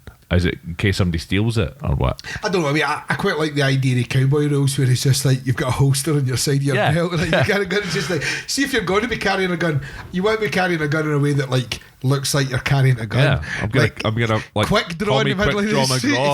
Exactly. Like, to me, that seems like. But I suppose the concealed carry is, maybe that cunt's got a gun, I don't want to shoot him in case they've got a gun, because then after I've shot them, they'll have had a gun. I mean, you know what I mean? Like, because like it's just, it's weird. It's so mad. But the other thing is just walking around secretly carrying guns. Like, You better not fuck with me. I've got a gun hidden. Maybe he's got a gun hidden. Paranoid. Well, that's like what I was a going to mad say. So, paranoid society. But America is a very paranoid society. We were talking about this. I don't know if it was me and you, but certainly I was talking about this relatively recently, which is essentially America has the most nuclear weapons of anyone else. Right? Has the most military spending budget of anyone else. But they've got a concealed carry policy on the nuclear weapons. Has he got a nuke? He might know. I don't want to nuke him just in case he's got one that nukes me back with. But they also have police that are the most armed police in the world. They have one of the most needlessly aggressive, certainly in what we would call Western world, like police force with regards to like murders by police and stuff like that. Right? I would say that the majority of non-Americans will watch video footage, like body cam footage and otherwise, of police interactions with civilians in the States, and would just be baffled by how aggressive they are. Yeah, but all these things together essentially starts painting this picture. But people who would advocate on behalf of the police, the Blue Lives Matter crowd, would probably say, well, they have to be like that because any one of those people could have a gun. But that's a mad paranoid thought. It's like, I need to have a gun to protect my house from a home invasion. I don't even always lock my front door. Because has your home ever been invaded though? No, it has not. Well, what's your rules? For anybody who is interested, Paul lives at... No, I'm not going to do that. No, don't, please don't. Please don't. Because there's definitely one person that I would rather not know my address. Doesn't matter.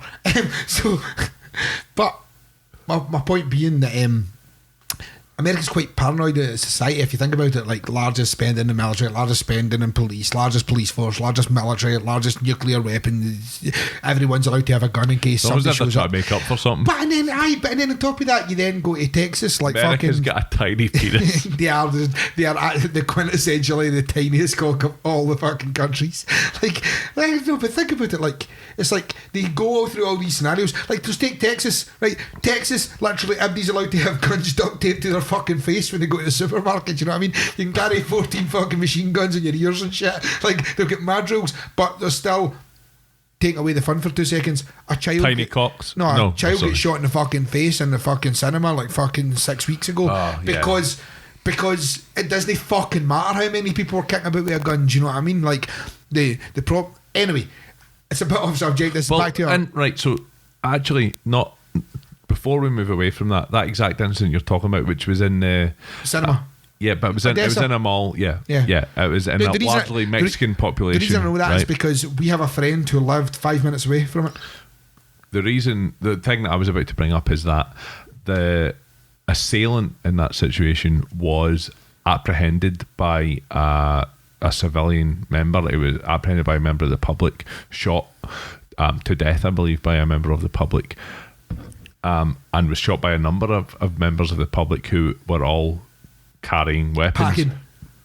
However, in the time between him beginning to murder people and being shot by a gun carrying good guy member of the public, he managed to kill 12 or 15 people, including a child. Baby. Yeah.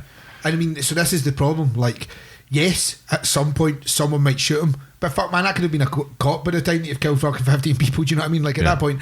But what I was kind of getting to with that whole scenario is like the idea that very off subject, but I mean, I was just talking about the fact that the whole paranoid mentality that's like, I need a gun to protect my family. Well, you don't.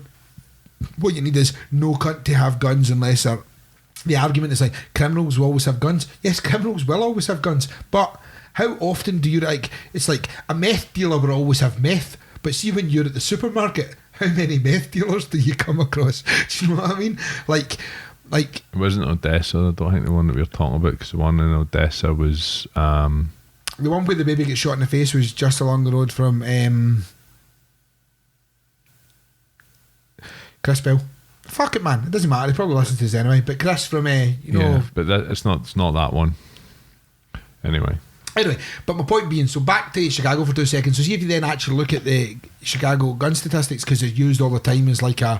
Actually, there's a lot of clips in the thing that I was watching that essentially shows various members of the Republican Party talking about how it's a war zone and stuff like that.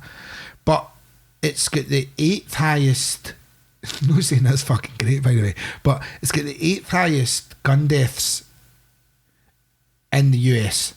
Chicago. And it's got the 12th or 13th highest shootings, not deaths, in the US. Yeah. Right. So a lot of people are shooting people there. Yeah, but not any more than the 11 states above it. So, like, in the 11 states above it, some of them have got, well, all of them have got, like, more lax gun laws. Like, even the thing that I was looking at today, what I showed you, is essentially there's only 16 states in the US that have got laws that are designed to protect children. It was El Paso, the one.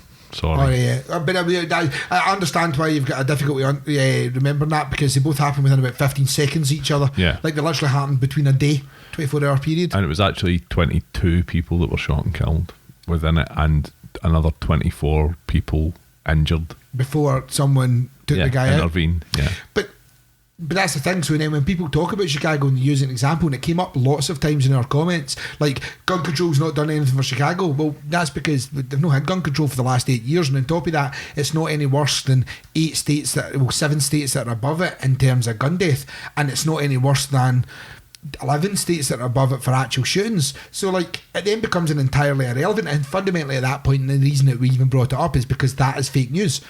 Because people use that, and it's used by the Republican Party, it's used by Donald Trump 100%. You can show videos of Donald Trump. What's the name of that mutant bird that I want to strangle for the fucking Republican Party?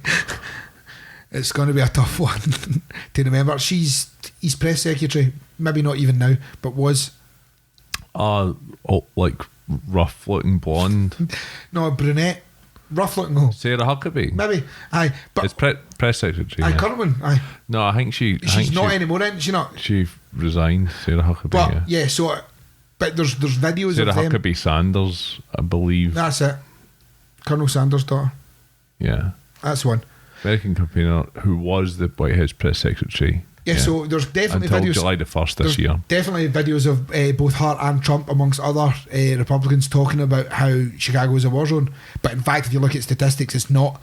And on top of that, they use the fact that it had tight gun control. But it did have tight gun control 8 years ago. But I had a lot of things 8 years ago that I don't have now. Like, herpes. Well, aye. No. You can't get rid of herpes. That's not how it works, dude. Like clap though. Anyway, so I think that's Chicago covered. I just wanted to touch on the fact that, like it says, we've done gun control before, and with regards to fake news, the big issues that land there is there's a lot of people that use Chicago as an example, but if you look at the facts, none of what they're saying is true, and the fact that people still believe it, even though none of it is true, is a great example of how the Republican Party, who is obviously currently in power in the US at the present moment, can just say shit that people will regurgitate and argue with us for days. Because we have evidence of the president and Sarah Huckabee Sanders and various others prominent Republicans saying that shit, which is not true. So what's the next thing on the list? The next one is a belter, Paul. So it's a viral thing that's kind of doing the rounds. It may have been doing the rounds for a wee while, but I actually was gifted it by a friend of mine who just sent it to me and was like, do something with this. Yeah. So, Paul, I showed you earlier, but imagine this is the first time you've seen that. Would you like to read it to our privileged guests? Charles Linton was charged was charged and appeared in court at Bow Street Magistrate Court for importunity. I'm not sure that's a word, by the way. I was looking at it like inopportunity. No, that's not the word that's there. Importunity in a public toilet with another male. So essentially what it's insinuating there at that point is a man called Charles Linton went to court because he was up to sexual activity with another male in a toilet, which, by the way, I'm no kink shaming. Importunity apparently means persistence, especially to the point of annoyance. So he was persistently annoying a man in a public toilet. See now I see the picture, and because nobody's really got the reference yet, I can imagine he'd annoy the fuck out of me in a public toilet. So essentially we're suggesting that he wasn't actually up to his sexual activity, but was in fact annoying a guy, just like, go and shag us. Yeah. Do I suck this? Do I suck this? What? Look at this. That bell of that, innit? That's a bell of that. You ever had one of these in your mouth? Can you piss this high up the wall? Can you piss this high up the wall, mate? Bet you can. See if I bend there and you were to stick your dick in my arse. When it's suggesting, I'm guessing that they've not used the word correctly, and they're suggesting in a public toilet. In a public toilet with another male. So the underneath the mugshot of a recognisable character, it says in 1983, a Bow Street Magistrates Court, a certain Charles Linton was fined £500 for attempted soliciting in city toilets. The police notes were to disappear later, along with several prior warnings. Charles Linton was well known at university as Miranda, a promiscuous cross-dresser who played the guitar badly. What a cunt. Imagine, here Miranda, you want to play that better? That's what we just... I went to college with him, right? And it's just like, fuck's sake, Miranda, your guitar playing shite. Charles, I'm sick, by the way, because I'm just saying this the way it's fucking written. Charles Linton are the middle names of Tony Blair. I'm pretty sure that's horrific grammar.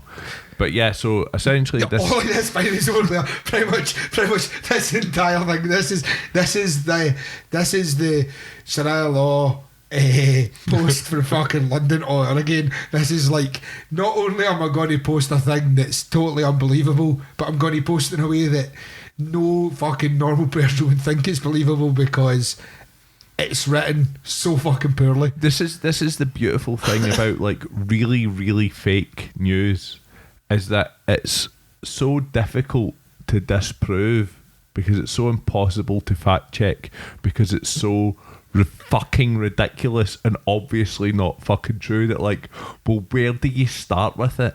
Why would they call him Miranda? Well, this is the thing, right? So I spent quite a long time down the rabbit hole of like... That's exactly his problem.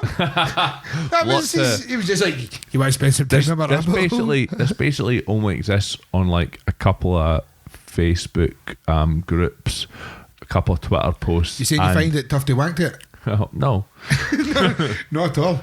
No, I did not say that, Paul. I'm going to wank with impunity. Don't you ever put words in my mouth like that again. Oh, do you want to fucking come, you asshole? That's impunity wanking. Come in your asshole. That's exactly why that's his problem. That's what happened. Okay, sorry. So, going into the rabbit hole of basically a couple of Facebook groups, a few Twitter posts, but mainly like crazy forums about like how basically every politician in the country is involved in child sex abuse, about how there's paedophile... That must have been the worst fucking day. Paedophile rings are running the world, and yeah, everybody you can possibly think of is fucking a pedo, right? Now, there's probably... I nearly said something there that would absolutely have got us in court. Statistically, you know, there must be paedophiles in positions of power in the country, and you know, we know that Lord Janner basically fucking got let off for being a mad pedo because he was dying. Oh, well, we're talking about mad pedos. I just want to say that there's possibly one of our monarchs is one of them. Right, okay. Anyway, moving swiftly on. I never said put one, it's fine. So, do you know who Clarissa Dixon Wright is? Do I know, or are you asking the listeners? I'm asking because if you're waiting for their reply, because if you do, reply to info@notanotherfakenewscast.com, and we'll continue this on the next podcast. So, moving swiftly on, what's the new subject? Clarissa Dixon Wright. Okay, do you remember? See, I've just seen pictures here, and I would not class her as a fat lady at all. You have not seen pictures of her? Was she not there in the wee pictures? Was that no picture? Oh, she's a fat lady. She's one of the two fat ladies, the cook people. I mean, I kind of got that from the. I was just trying to, play. So basically, why is she wearing an aviator? I've no idea, mate. She kicks about in a motorbike, didn't she? So I think so. She wrote a book, and this was serialised in the Daily Mail. Oh, Jerry, you're going to say 2007. things. I'm going to say terrible things. We're going to have to cut it for the podcast, Right. So, in this serialisation in the Daily Mail, she made this statement about when she was a student at University College London. There were several members of the future Labour cabinet in my circle, including Tony Blair himself. We called him Miranda, not least because of his long hair and girlish looks. He was regarded as a poor, sad thing and considered somewhat of a fantasist. End of paragraph. End of any kind of discussion of Tony Blair. But I imagine that this might be, because I basically searched Tony Blair Miranda, and apart from the crazy forums, this was the only place that I could find this originating from, and it appeared for the research that I did to have came in the timeline before these forum posts. I love the idea that they're all sitting about playing guitar and like smoke weed or whatever, like at university, and they're just like, see, one day I think we should totally persecute the Middle East, and they're just like, oh, you're fantasist. Just like, no, but imagine we went to war with Iraq, imagine we're just like, imagine we're totally like, we should give like pensioners bus passes, and also we should start an illegal war in Iraq, and they were just like, somebody went, pass the guitar along, Tony, you're shite. Fuck's sake, fucking Miranda, you're shite at guitar, and you're hugging that joint. I love the idea that's what happened. Yeah, so there's so many weird things in the original post as well that are like just seem totally fucking irrelevant. I like the word, you see the word opportunity when they absolutely didn't know what it means, because in the nicest possible way, me and Jerry are well versed in using words, shall we say, right? That wasn't a great fucking example. But we are, do you know what I mean? And there hasn't been a time ever where I've used opportunity, but now, moving forward, fuck me, that's going to get smashed by the time. It's like you and your opportunity every time somebody asks me to go to the bar. Yeah, peace. Your opportunity. The fact that he was not only a cross-dresser, but a promiscuous cross-dresser. The worst type? Loads of consensual sex with people while playing the guitar badly. I mean, none of this fucking happened. And like, yeah, look at. As far as I can make it, they called him Miranda. He played guitar badly, and one day he had to go to court because he harassed a guy in the toilet. Just going, here mate. Going to snout. Somebody put a Freedom of Information request into the Cabinet Office saying, what about Miranda? Yeah, what about Tony Blair being a cross-dresser and get done for it in 1983 then? And they just went, you're off your fucking idiot. They just went, the Cabinet Office don't hold records of like of this kind. And also, if you look across a cross-section right now of anyone who is currently a politician, and that's the thing that you're focusing on. But why did they not, like, if they really want to get to the bottom of it, send a fucking Freedom of Information request to Bow Street Magistrates Court, because that's where he's supposed to get done for it. You fucking morons. You're not even any good at this. Like, I'm going to prove this, fuck it. But actually what they were doing was, see, it's a cover-up. I mean, and to give you an idea, us as a entity in the news world are on the fucking mailing list for the OPCW. It's no hard to get fucking... I mean, like, as in, they emailed us directly with, don't worry guys, we'll give you... Like, see when the stuff happened in Salisbury, they were emailing us directly regarding what was happening with the investigation.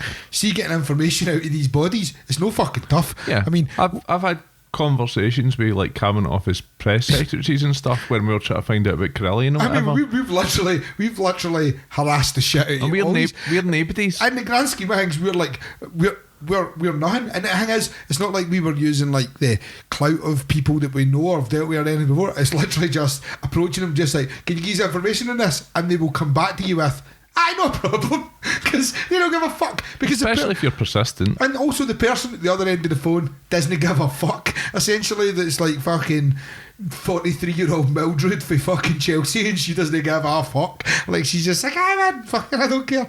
So my point being that if they had sent that and there was a thing, the idea that there's a cover up. Do you know, Hank, like realistically as well, given the way that Leave EU have dealt with, for example, this week, the Supreme Court justices who are now, along with any other judge who's ever declared, but they're enemies of the people, you know. So Tony Blair has been explicit in his disregard for the idea of Brexit. He has campaigned against it. He has spoken in public against it on several occasions. So I will only accept when you refer to him as Miranda. So why do you think they would use this? If it was true, it would be getting used. Or even, I don't know if you've been at a local pub at any point, but generally speaking, not everyone in any pub that I've ever been with, and I'm from quite a left-leaning town, right? Not everyone meets the criteria of having the same political values. So seeing the event, some knowing Miranda was kicking about in the toilets, harassing somebody and went to court, that story would have been fucking broke so hard, so quickly. And it would have been sold by... like, that's what I mean, it would be broke. Like, I mean, like, if... Like... Here, Jimmy, what? See that guy in the telly? Is that not the guy that used to call Miranda that tried to fucking pump you in the butt? Tried to importunity fucking you? Oh, are the fucking gaff in the toilets? It is quality. My brother, who's a member of the lodge, isn't the best pleased with this. He's going to go to the fucking Daily Mail, who, by the way, would have absolutely have fucking reported it without any fucking in a heartbeat. Like, hello, Daily Mail.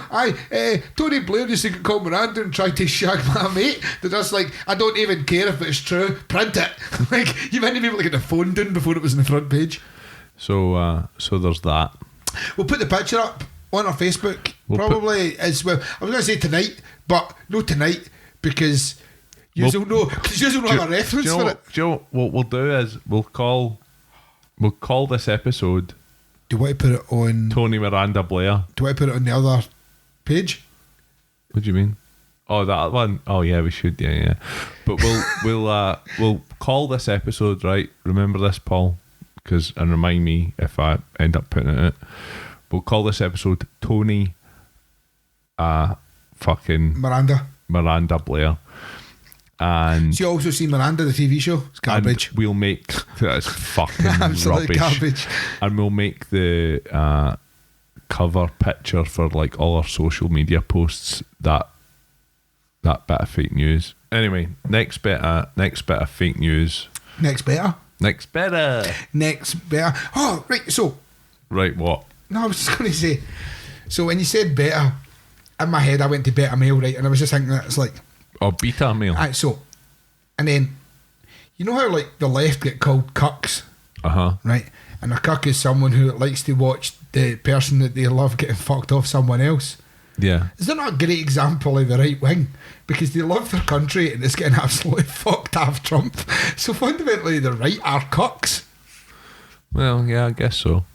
But also they're the ones who are right into the fucking. Oh no, it still works. So the next bit of fake news isn't, well, it's not fake news as such. It was just real news, but it's hilarious. Yeah, it was too funny and too interesting to not talk about. And it's also it's not news. It's old, if anything, because it was in like 2013 or whatever this happened. Is that how the words work? That's how the words work, yeah. So is it new? Like, so you're saying that news is because it's news? Yeah, 100%. That's how it works. So then, because it's not news, it's old. It's old. Yeah, definitely. Yeah.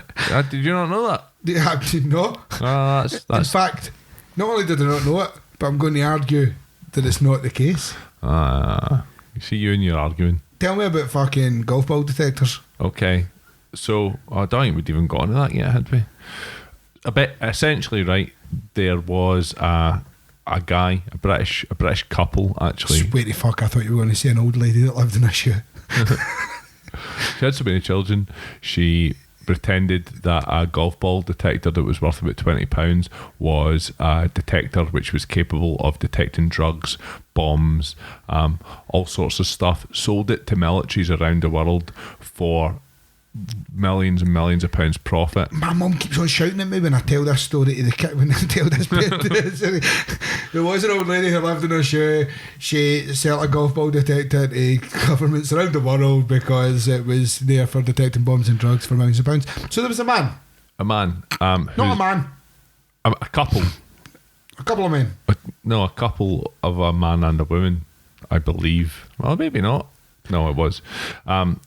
And the dude's name was John That was his name. So clear. He was. Have you ever watched DuckTales? He was a prime character. He was one of the other Jim Scrooge McCormick from Somerset. Right? No, John is Scrooge McDuck's other grandchild. That noise. There's a ASMR right now of that noise where people are just like spludgy. Bulk. Right. Jim McCormick, he was from Somerset. Somerset. And Somerset. Somerset. He was jailed. I drove my tractor through your. In June 2016, over a fraud that included the sale of 55 million worth of devices to Iraq and Syria. Now, these devices were fraudulently pushed upon regimes around the world, including Mexico, including the Philippines, including Thailand, majorly aimed at like Iraq, Afghanistan and Syria as bomb detection equipment.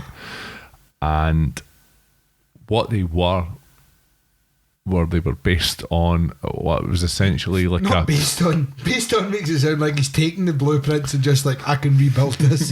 That's not what he done. Essentially, he repackaged it. He duct taped straws to the topia. But then also like introduced like a sort of insertion point for cartridges which had things like bombs. I love the idea. Essentially what he's done is he's taken, right, so we've not really drugs. Explained what any of this is, but essentially I'm trying to. But I'm just going to keep on getting in the way. It was a golf ball detector called the Gopher, which was something which you could pick up on like eBay for about $20. Or Amazon for 30. It was a wee black thing you held in your hand, put an antenna up and it beeped closer if you were near a golf ball, and it was supposed to help you find golf balls on a golf course. However, before we go any further, it didn't even really do that. I was going to say before we get any further, how the fuck did that magic work in the first place? So, from my basic understanding of science, and I would class myself as an engineer, the idea that you've got a device in your hand that's got an aerial in the top of it, it's just like golf ball, baby, like, because it's looking for the base material of golf ball, which is essentially elastic bands and plastic. So actually how the device worked was, depending on the angle you were holding it would beep more, and it was marketed as a novelty. But then what angle you were at? Like, yeah, basically, yeah. Oh my god, people are dicks. Yeah. But it led people to believe that they were it worked, because it just did, because folk are fucking stupid. But in the same way that people, like, there's a lot of people that believe that you can douse for water and stuff like that, you know what I mean? Graham Murdoch has just described our drink setup that I've put on Instagram as spill protection from wild gesticulation.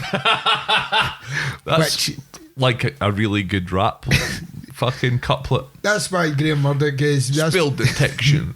What was it? From wild gesticulation. Spill detection from wild gesticulation. The thing is, see the way that you say that there, that could absolutely definitely be the next line that Snoop Dogg phones into some cunt for their fucking rap song. Just like, and Barry just like, better be a bit more like spill detection from wild gesticulation. Snivel, bivel, mon, snivel, givel. And then he'd just be like, that'll be... So don't change a little, turn it up a little. I got a living room full of fine dime bristles. And then Katy Perry would be like, quality. And then there's 10 million quid. And he'd just be like, I'm going to smoke this away like a fucking idiot. Anyway. You got spill protection from wild gesticulation. You got spill protection from wild gesticulation. There we go. That was my best Snoop Dogg impression. We're getting fucking railroaded here, Paul, though. So, golf ball detection.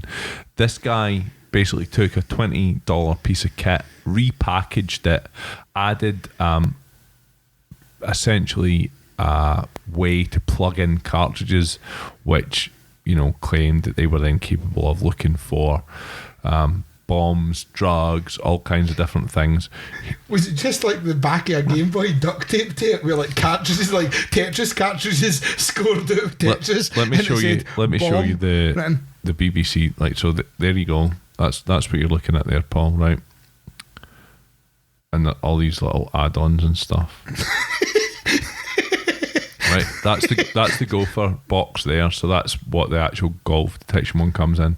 You guys will get all of this, but I love what he's done. He's put it into like we actually Pelican cases. I used to work for a company who we made sort of plug-in drilling control systems for land rigs, and we used to just, like, the company I used to work for just used to buy relatively cheap pressure, temperature, flow detection pieces of kit, stick fucking waterproof plugs and sockets and stuff on them, put cable lengths on them to the required measurements, and we used to just cut holes in this stuff with fucking Stanley knives and make it into this like portable bit of kit and make it all look all nice and well packaged and whatever, and it was just a bunch of fucking guys. You've done the exact same as a golf ball man.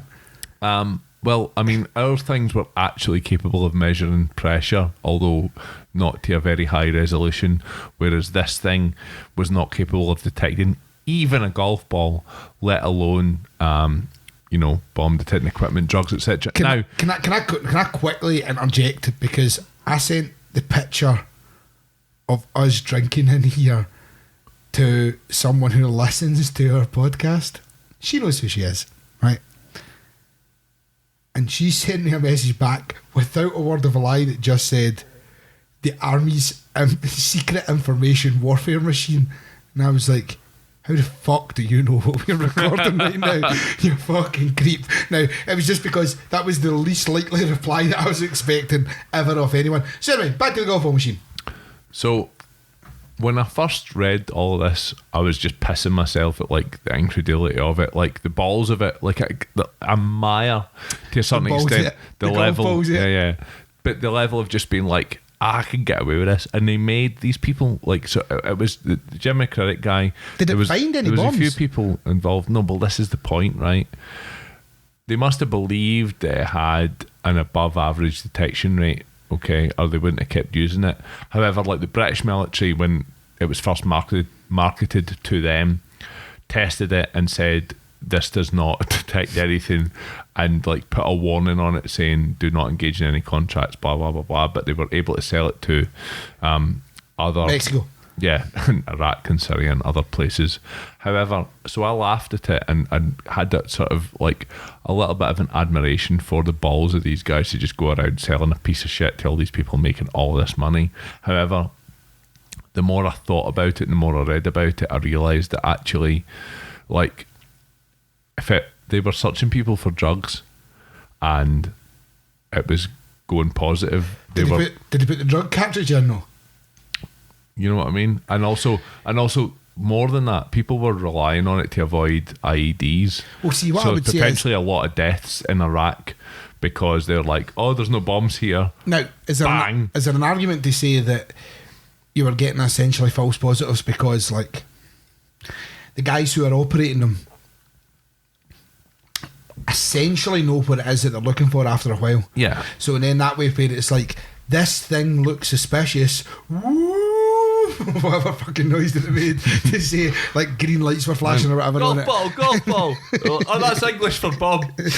And they were just like, and they were like, I bet you just shouted that in English, but I only know these words and the words to explain the words. I thought English for Bob was Bob. I only know. Nah. I only know these words. It's golf ball. I only know these words and the words that I know to explain it, and the words that you said about the fact that the words that I said were the words that I had said in English. They're the only words I know. But essentially, what I'm saying is like, was it more? Because obviously logic stands that they must have felt they were getting positives on it or they wouldn't have kept on fucking buying them, right?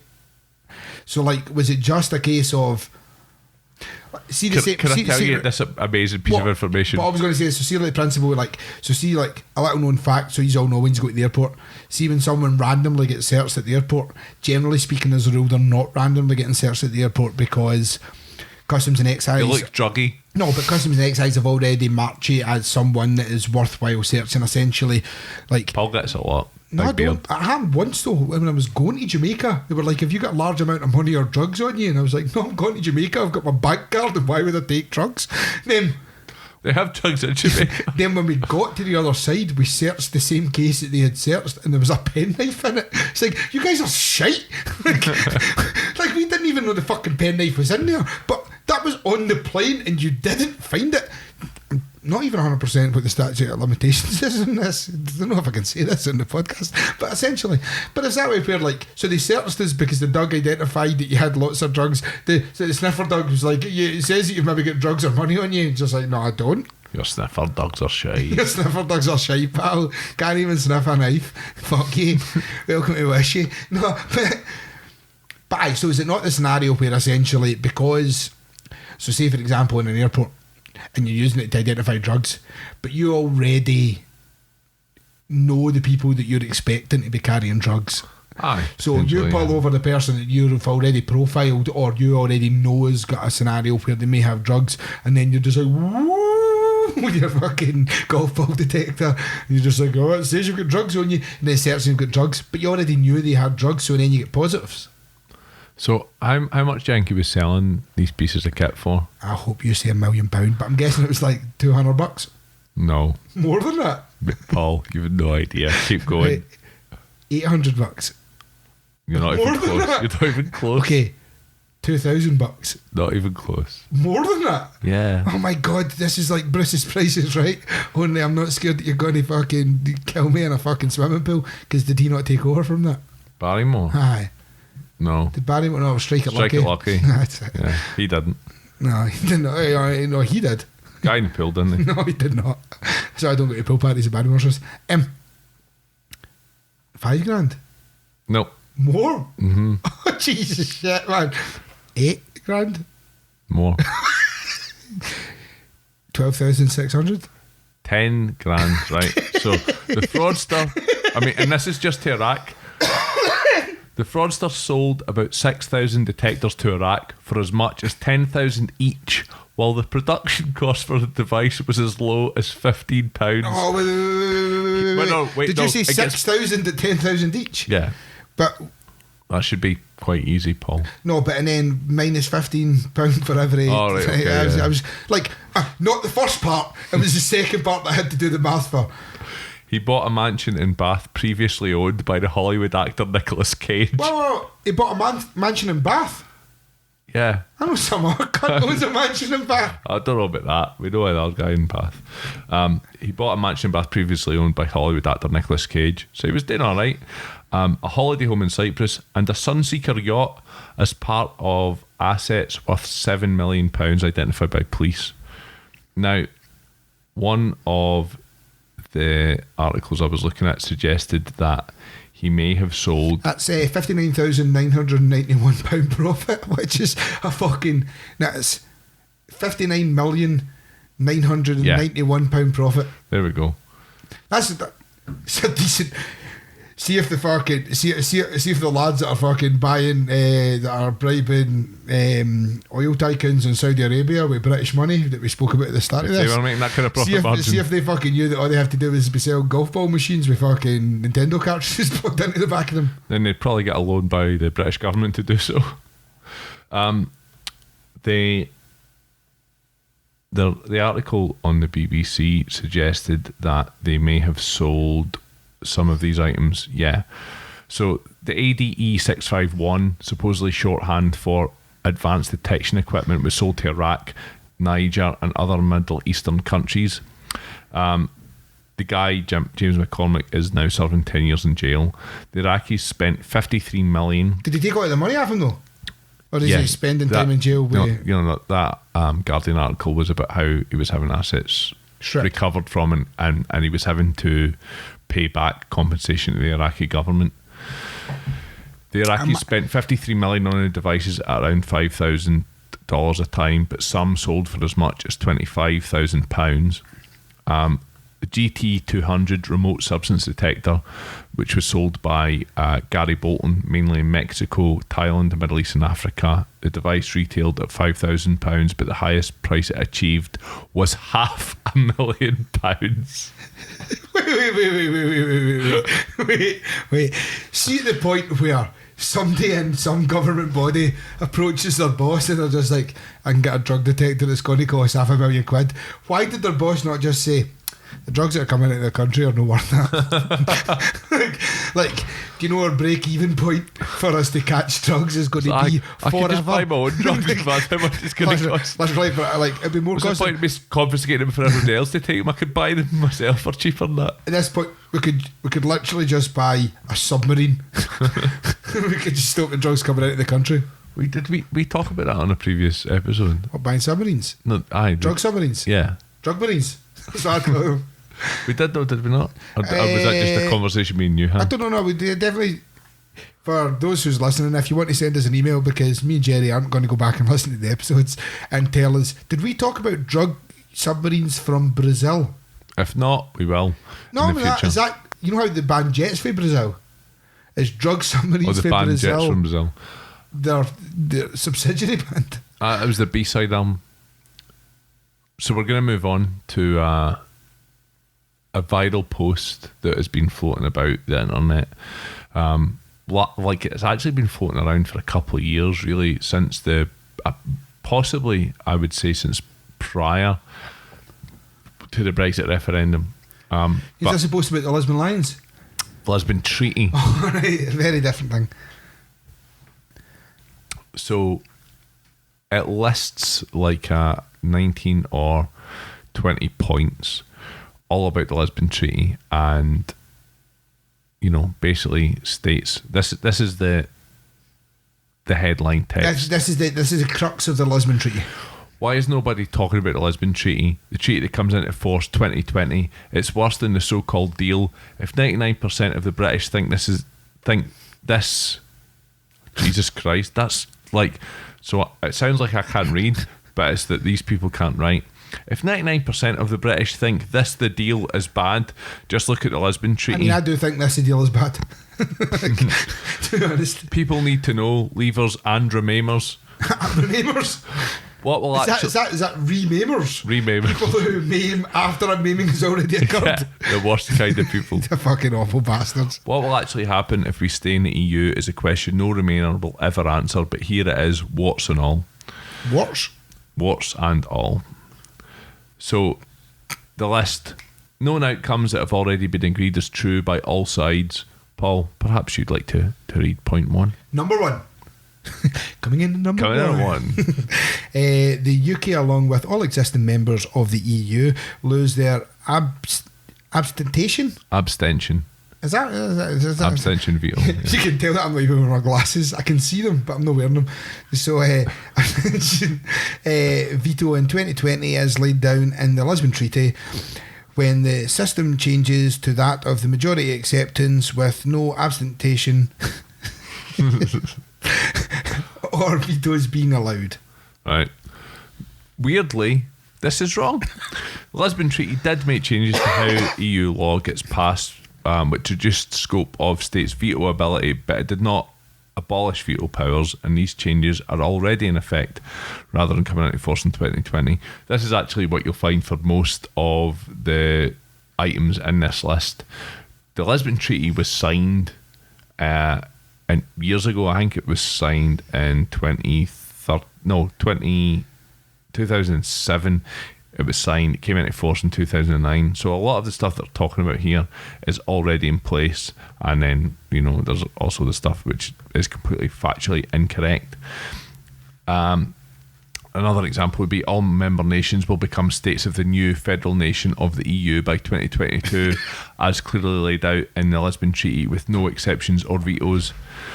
This is not something contained in the Lisbon Treaty or in any other EU agreement. It doesn't exist. It's nonsense. The Lisbon Treaty only uses the term federal when describing the Federal Republic of Germany, Austria and Belgium, because that's what they're officially titled as. There's no other mention of the word federal. And number 3, all member states must adopt the euro by 2022, and any new member state must do so within 2 years of joining the EU as laid down by the Lisbon Treaty. I'm just giving Paul his glasses. Jerry's just handing my glasses because it's like, Paul, you're blind with one eye. At the moment, 19 of the 28 EU members are part of the EU area, or the Euro area. Both the UK and Denmark have opt-outs to join in. UK's opt-out, which says that the UK shall be under no obligation to adopt the Euro, is explicitly referenced in the Lisbon Treaty. So I mean, the thing is, even if the first part that we read out there about how they have to all adopt it by 2022, and if in the first 2 years, after you've just joined, in 2 years you have to adopt it, there's also a caveat that people are ignoring that says, apart from the UK does they have to? apart from the UK, which is exactly the opposite of the UK has to adopt this. Number 4. The London Stock Exchange. What? See, when whatever one of the two is that are editing this, can we make it sound like a countdown for fucking... I don't know. No, that's like countdown. Like, I don't even know. Like, in my head, I'm sure there's music that should be playing when you're doing like a trap countdown. It's right. Let me think. How does the Zeppelin tune go? That's what's always playing in the background on the top of the pops. Sure, cool. Well, so we're clear. I will retract that because I don't want to get in the legal dispute that we'll get in the event we use that. The London Stock Exchange will move to Frankfurt in 2020 and be integrated into the EU Stock Exchange, resulting in a loss of 200,000 plus jobs in the UK because of the relocation. This has already been pre-agreed and is only on a holding pattern due to the Brexit negotiations, which, if Brexit does happen, the move is fully cancelled. But if not, and UK remains a member, it's full steam ahead for the move. Now, without reading the next bit that you're about to say here, Jerry, I would say that sounds like absolute bollocks. No. That's actually the one part of this which is entirely true. No, it's not. Nah, kidding on. The London Stock Exchange. This sounds like the most bollocks ever. Like, see, in the event you get to number 4, you're looking through this, it's just like, the London Stock Exchange is going to move and 200 million people are going to lose their jobs or whatever. There's a wee bit like mad half truth in this though. The London Stock Exchange and Deutsche Börse, which is the German equivalent. The sausage sales. I also exchange. Probably didn't pronounce that right. Sausage Börse. Is that not the sausage exchange? Borswurst announced in February 2016 that they had proposed a merger to combine their activities. This merger was not set out in or related to the Lisbon Treaty. However, the merger was blocked by the EU in March 2017 on the grounds that it risked creating a monopoly. Now imagine having an issue with that, but not having an issue with the London Stock Exchange showing up in like fucking Saudi Arabia to try and convince them to fucking float their oil on it illegally. Yeah. Not an issue. No. Interestingly, Javier Rolett, who we spoke about extensively in the HSBC episode, he's the chief executive of the London Stock Exchange, told the committee of MPs that over 200,000 UK jobs across the country could be at risk if the terms of Brexit meant financial clearing jobs had to leave the UK. Hey, if it meant that. Yeah. But it's like, but that was if Brexit happens, not the other way around. It's interesting that it's interesting that the man that like the Tory government will take to, I don't know, say Saudi Arabia illegally to convince the Saudi Arabians to float their oil illegally on the stock market for, backhanders, is the same guy that Tories just like can't be listening to this, can't, when he's talking about people losing jobs. He's fucking in this for his own Doesn't game. know what he's talking about. Doesn't know what he's talking about. But also he's the only person I'm going to take as an advisor on this totally weird political trip. Before we go on to number 5, I'm going to point out, right, that my personal opinion on Brexit at the moment is that I don't agree with the no deal Brexit. I don't think it should happen. I hope it doesn't happen. I voted Remain, and my first preference would be for the UK to remain. However, as things stand at the moment, I fully believe the UK should leave with a deal, because that's what people voted for. And unless people vote for something else, then that's what should be enacted. I mean, so we're clear, I'm actually on a very similar scenario, which is the UK voted for in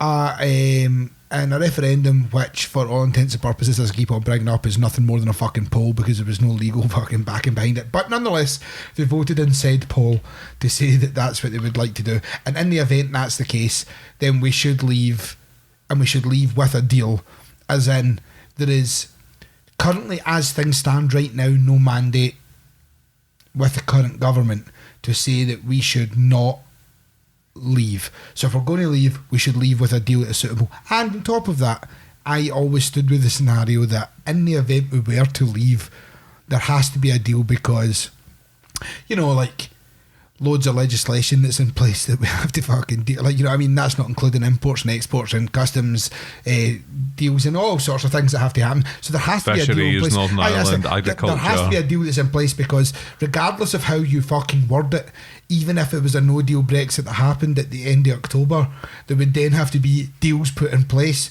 which would fundamentally mean it wasn't a no deal Brexit. There would have just been a no deal Brexit at the end of October, and then we would have sat down and negotiated deals, which would have been the exact same fucking deals it would have had. Or we just revert to world WTO. But what I mean is there's going to have to be deals for, you know what I mean, there's going to have to be deals put in place for legislation and all that stuff to work for, say, like pharmaceuticals and agriculture and stuff like that we already use the legislation. It's the EU-based legislation. So we either enter into a deal with that or we don't trade with the EU anymore, and for us to trade with the EU we'll have to enter into a deal. So logic stands that whether or not it was no deal or not, there would then be deals put in place. So the fact that people argue we wanted a no deal, it doesn't make any fucking difference because 6 months later we'd have to have a deal so we could fucking trade with the place anyway. So like, but we should leave with a deal because that's where things are at the moment. But number 5, that's you. The EU Parliament and ECG become supreme over all legislative bodies in the UK.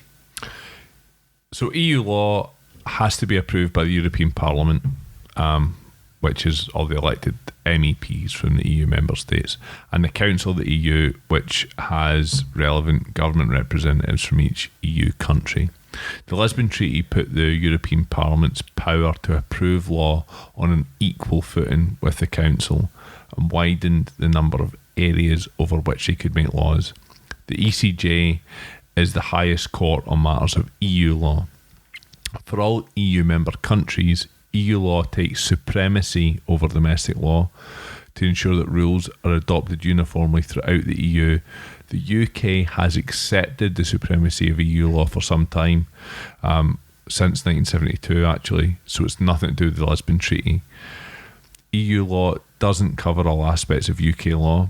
In areas where no EU law is applicable, the UK Parliament and courts are the supreme bodies for making and judging law. But interestingly, my understanding of the Supreme Court decision this week is that Boris can do whatever the fuck he wants. No. They could appeal the decision of the Supreme Court, but they would have to appeal it to the ECJ, which would be hilarious. Yeah. Right. But and then on top of that, the other thing that kind of what I was touching on 2 minutes ago is, regardless of whether or not we leave the EU or not, right, that in the event we decide that we want to have a trade agreement with the EU or an individual state of the EU, in the event this is brought into pass, it won't fucking change anything because we will have to meet legislative criteria that's been put in place by the ECG anyway. I would say that particular point is one of the more, if you're like particularly Eurosceptic and anti-EU, that might be one of the more insidious ideas. It might be, but like I said, logic stands that in the event you're trading with every state that's in the EU. Well, yeah, and you might have to conform to something. Well, you're going to have, but that's it. I mean, like, much the same as like, so people use like Switzerland. We did sign up to it in 1972. People use like Switzerland or whatever as an example, where it's like, oh, Switzerland aren't a full member of the EU in the same way that we are. It's like, no, but also all their trade is dictated by the legislation that is dictated by the EU, and it's part of the rules because, unfortunately, the scenario is there's like a bazillion countries in the EU, or like 27 or whatever, and they all have a set of rules that they all abide by, and if we want to fucking sell them chickens or fucking ibuprofen, then we have to meet the legislation that's been put in place to do it. Switzerland, famously known for its ibuprofen and chicken trade. Number 6. The UK will adopt 100% of whatever the EU Parliament and ECJ lays down without any means of abstention or veto, negating the need for the UK to have the Lords or even the Commons as we know it today. So as we discussed earlier, the UK also has some ability to veto EU laws and has opt-outs from certain policies.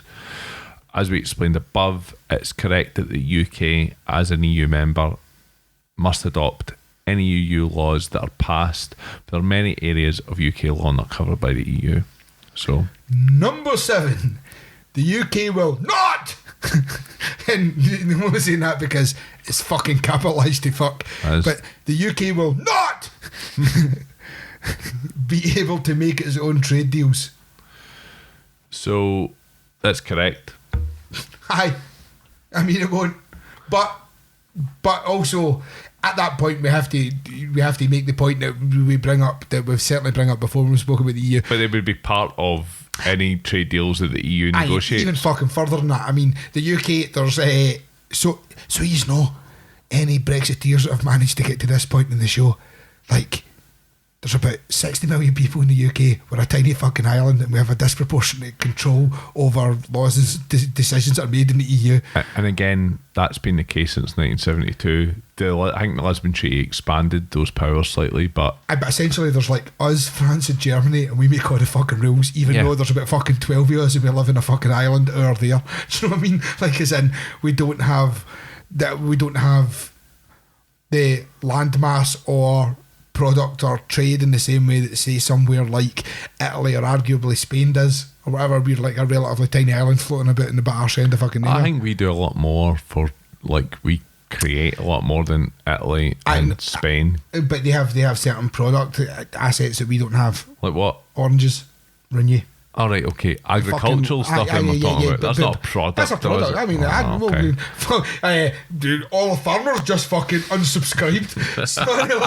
Sorry, lads. Jerry's a fucking cunt. That's just something you grow. No, just fucking shut it. That's a result of climate. That's I hear what you're saying, but at the same time, daylight savings and fuck you, I'm up at fucking 5 o'clock in the morning, turning the fields. You're a prick, tilling the fields probably. No, turning the fields.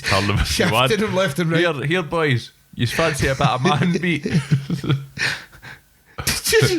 No. I don't know what you meant when you were talking about turning them. I did not. Alright, sorry. Is number 8 me or you? Yes. No, I done number 8. Alright. No, I done number 7. Because it was like, UK will not. Okay, so you did. Give me a number tariffs. 8 then. Number 8. The UK will not be able to set its own trade tariffs. It's correct that under the rules of the EU's customs union, all EU countries have to set the same tariffs on imports from outside the EU. There are no tariffs on trade between EU countries, and this has nothing to do with the Lisbon Treaty. It existed prior to it. Number 9. The UK will not be able to set up its own trade quotas, which is essentially on the same fucking version. Like, it's essentially the last 3 have all been in the same fucking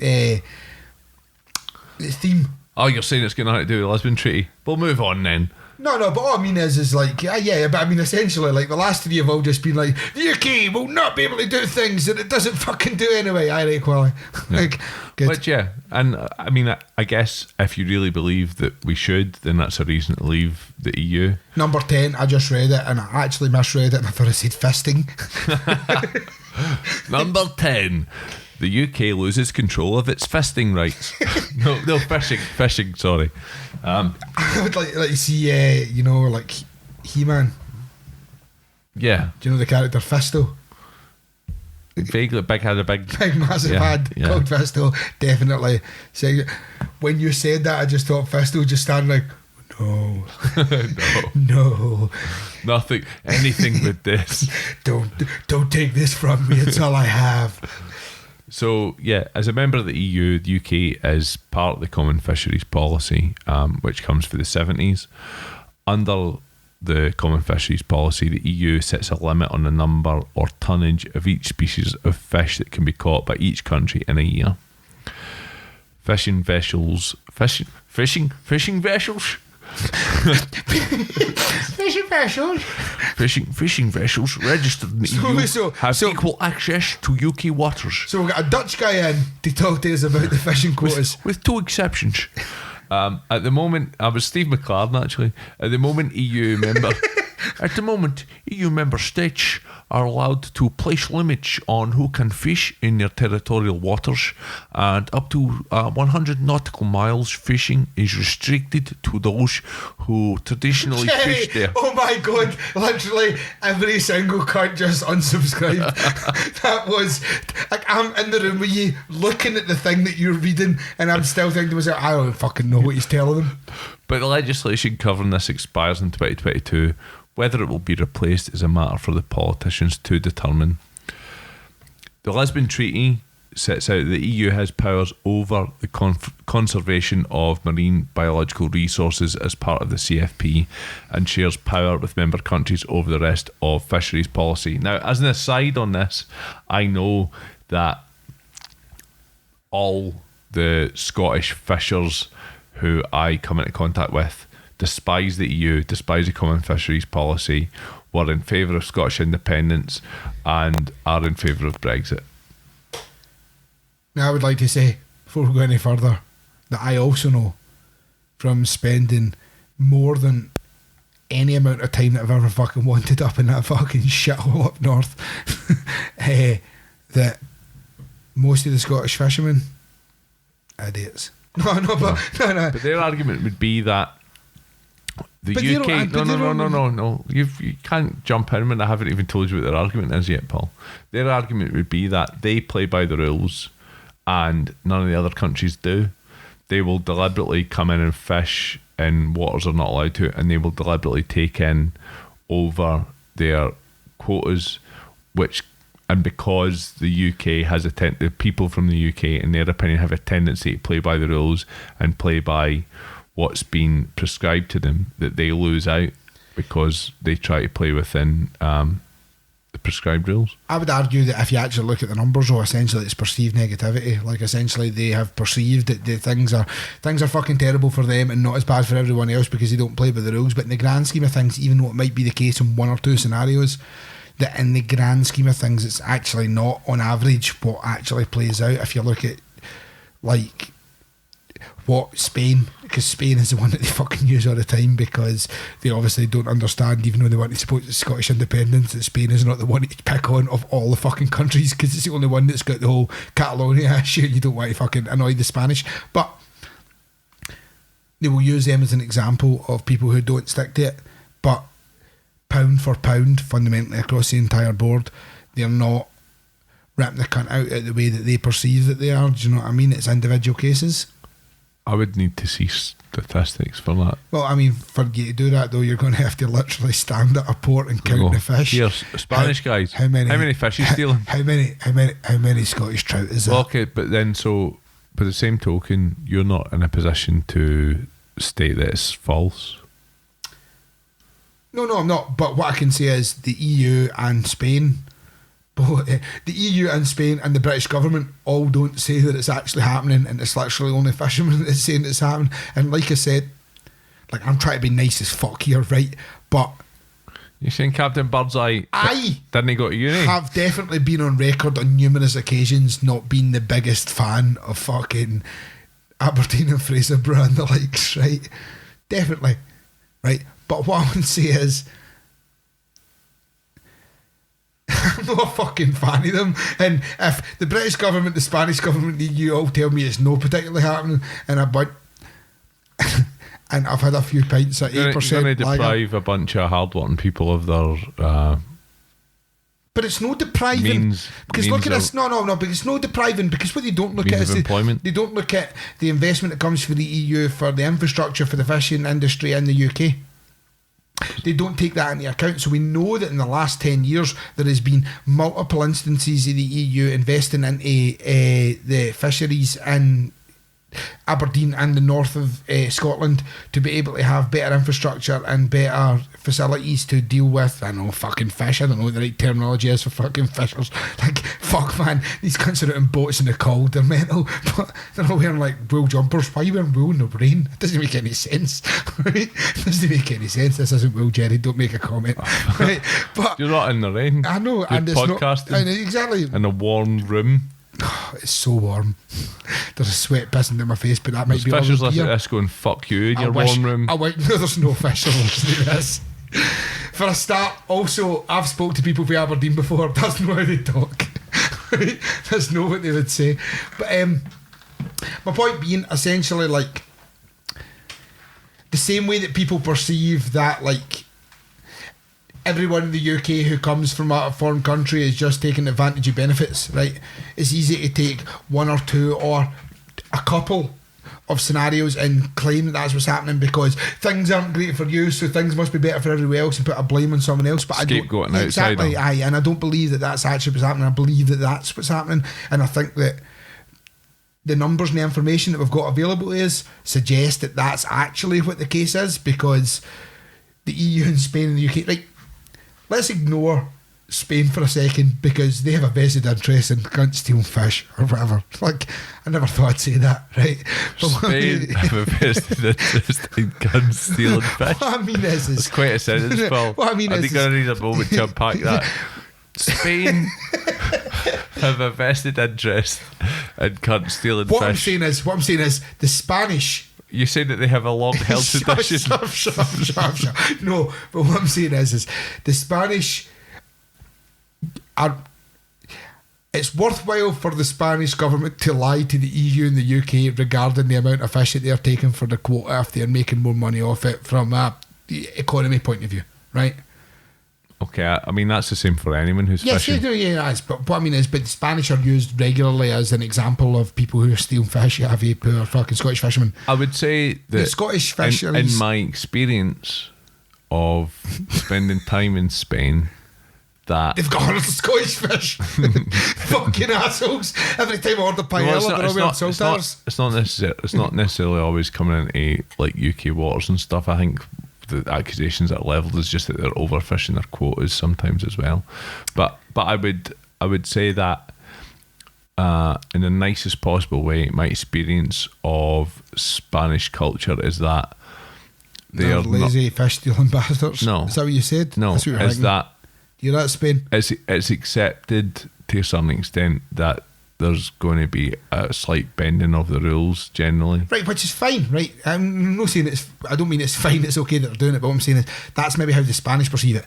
But what I'm saying is as we were talking about not so long ago, with a couple of numbered out or whatever, that like the UK a is bit of anecdotal evidence. I know a guy who had to sit his driving test. I hope the fuck it's a fish story and he fucking had a boot full of fish. I know a guy who went to do his driving test in Spain, and when he got there, the driving instructor said to him, you can pass today, and he was like, thanks mate, and he was like, no really, you can pass today, €50. No, right, I know. And the guy was like, seriously? He was like, yeah, €50 you can pass. Right. He was like, alright, so give him €50 and pass the test. Right, and that's fine, right? No, that's what all Spanish people are like. So clear.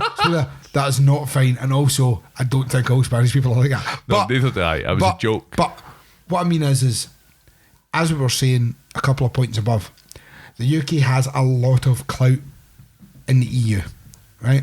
Yeah. Certainly, actually, definitely more so than Spain. Definitely more so than Spain, right? They have debt. So to presume the scenario that we're in here is everyone in the whole fucking world knows it's the Spanish are coming up and stealing every cunt's fish, and the EU are just like blind eye to it, and the UK are like blind eye to it, and the Spanish are just like, they'll never know I've got all their trout. Well, right? No one expects the Spanish fisher mission.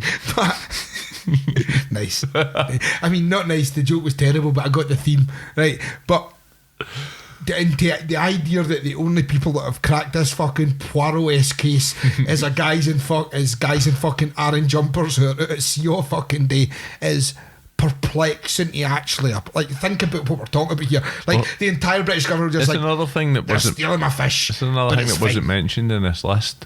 Aaron jumpers. Yeah, well, what about the Aaron jumpers? Yeah, what about the Aaron jumper industry? How are they going to suffer? All of those at the moment they're selling to an EU-wide market of fishermen. No. It's literally solely sold to the northern town. I was going to say northern towns isn't nice way. See if any's right. Just hi, my name's Paul McCann. Let's bring this down for 2 seconds. Have any of you been to Aberdeen? No. Okay.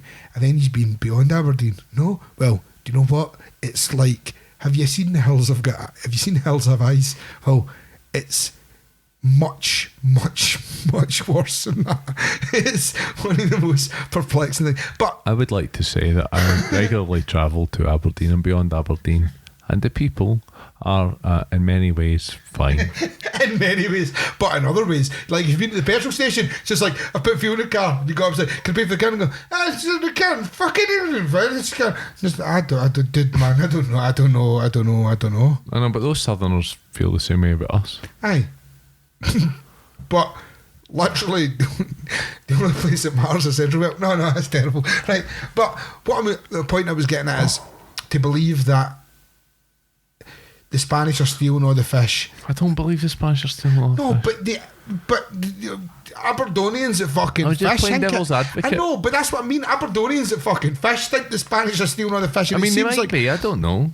But within reason, some of them probably are. But like I said, it's total scapegoatism. It's that way, but it's just like, oh, I'm so bad off, and the reason I'm so bad off is because the Spanish are stealing my fish. I can present information.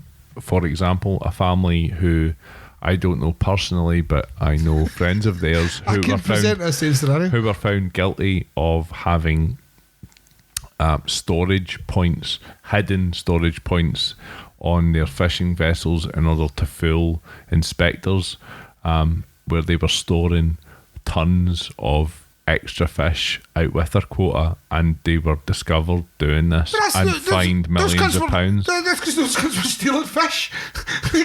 Those guys were breaking the law. Yeah, exactly. So the idea that British people don't break the law and it's only other people in Europe that do that's ridiculous. Sorry, I thought the point you were making here is the British people are hard done by, but the Spanish have got fucking fish for days. They've got fucking cargo fucking. No, this was British people who were doing this. I know, but what I mean is like I thought the point you were making was these British people get caught fucking storing extra fish, but the Spaniards are never caught stealing it. No. Like the thing is, they get further to travel. That fish is nasty by the time it gets down to Spain. Think about it, man.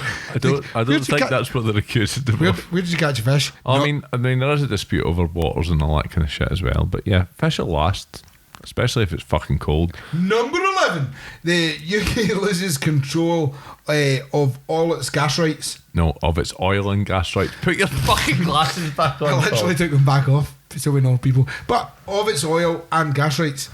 Right, I mean, of its oil and gas lighting. Can I take this? Do it. No. That's bollocks. I know. That's good. Number 12. I mean, the thing is, it is bollocks, right? Nobody fucking. I mean, the thing is, do you want to know something? UK? See that oil and gas? Scotland's. Just saying. Scotland's oil and gas. Number 12. The UK loses control of its borders and enters the Schengen region by 2022, as clearly laid down in the Lisbon Treaty. This bollocks. Is false. Bollocks, that's also bollocks. There's a couple of things. Firstly, we're an island. Secondly, we can't deal with a borderline with the fucking stolen territories that we've got in fucking Ireland, let alone fucking deal with anything else. Also, the Schengen area is a group of 22 EU countries and 4 non-EU countries which don't have internal border controls. So Iceland, Liechtenstein, Norway and Switzerland are also part of Schengen outside of the EU. UK is an opt-out from Schengen and hasn't signed the Schengen agreement. The agreement setting out the UK's opt-out also can't be removed without the consent of the UK. So none of that is true. It's all bullshit. Number 13. The UK loses control of its planning legislation. That's legislation for all planning. We can't plan anything. You can't plan anything. Like, to be honest, have you ever tried to build an extension on your house? Like, you as well fucking losing that legislation because the UK's not great at it. But I take it it's the planning, it's country planning. So like if you're building a new town, city, extension to a city, like a big ass shopping centre, I was going to use a very localised version, which is essentially I was going to say like the fort or something like that, but there's probably like 6 C's and just like fucking I pulled the fort. What are you talking about? And everybody else doesn't know what we're talking about. But essentially, like, you know, the large shopping villages that you build and stuff slightly out of town, essentially the UK wouldn't be able to approve that or disprove that anymore. It would be up to the EU, which, if you can imagine what a fucking pain in the cunt that would be for the members of European Parliament, for every single member state. No, I'm not having that. Like every single member state, like guys coming from Hamburg, just like would like to build a Costa outside our Marks and Spencers. So the truth of the matter is that member states have to follow some aspects of EU planning. However, the UK doesn't have to. UK has a right to veto any new laws that are put in on planning. There's a theme. Pretty much most of the things that it says have to happen, the UK has a right to veto them, because the UK has arguably been one of the most powerful states in the EU since actually conception. on town and country planning, any new legislation that's passed by the EU has to be unanimously voted on by all member states. So the UK's got a veto, but similarly Latvia's got a veto. Fucking Finland, whoever else is in it, I don't know if they're in it. I think they are. Can I also put this into perspective? We I said, you know me and Jerry personally, but the town that we live in has what I'll call an annex town. The people who live there won't be best pleased. But which one? Craignick. All right. I mean, I don't know how you would summarise it. It's kind of part of Wishy, but it's not really. It's an annex part of Wishy, do you know what I mean? Or annex part of Motherwell. I don't know. Anyway, see, the Ravenscraig, which by the way used to be a very, very, very high yielding steel mill until Margaret Thatcher fucked it, but they weren't allowed to build a shopping centre there, but that was because Hamilton and the fort, South Lanarkshire vetoed the it. fort? Yeah. I vetoed it. So essentially the biggest problem we've got for fucking being able to build large shopping centres is other large shopping centres. It's other large shopping centres are making a whole fuck ton of money, not wanting to lose some of that fuck ton of money to another large shopping centre. The EU's no our fucking problem. It's literally corporate greed that's our fucking problem that's stopping that shit. Council cunts. Aye, corporate greed, and then corporate greed as a knock-on effect, paying half council members to make sure it doesn't happen. That's actually what happened in this case. So Number 14 is UK loses control of its armed forces, including its nuclear deterrent. See, this is the whole stupid stuff about the EU army and shit like that, which for a long time we've called NATO and the UN. Like, we already have these things, is what I'm saying. The truth of the matter is, okay, the EU doesn't have an army, but some of the members are supportive of the idea of an EU army. The Lisbon Treaty sets out that the EU's common security and defence policy shall include the progressive forming of a common union defence policy. Now, it also says that the European Commission can't propose laws about security and defence, and it can't implement common defence policies unless the European Council unanimously approves. Remember that we appoint representatives to the European Council. UK law also states that no such common EU defence powers can be handed from the UK to the EU without the approval of Parliament and a referendum to the people on the decision. So there's all kinds of barriers to anything like that happening. And you know how fucking good you guys are at referendums? We're fucking proving that. The Lisbon Treaty doesn't say anything about the UK's nuclear deterrent. House of Commons Library says decision making on the use of British nuclear weapons is a sovereign matter for the UK. There's no requirement to gain the approval of the US or other NATO allies for their use, and only the Prime Minister can authorise on instruction to fire. But that's the thing, so essentially it's not dramatically different from our current standing with both NATO and the UN, which essentially would be a percentage of our military force is designated to a combined EU military force. No, I mean, it's totally different because that doesn't exist yet. No, but what I mean is, if it maybe existed, if it did exist, it would be no different from either of the two. Well, you don't know that because, like, essentially, that's total fucking hypothetical because it doesn't exist. So maybe you would imagine it probably wouldn't. You would imagine it based on what we already have available to us, that a UN defence force would be something akin to NATO or the EU, which means that you designate a percentage of your military that's going to be involved in that.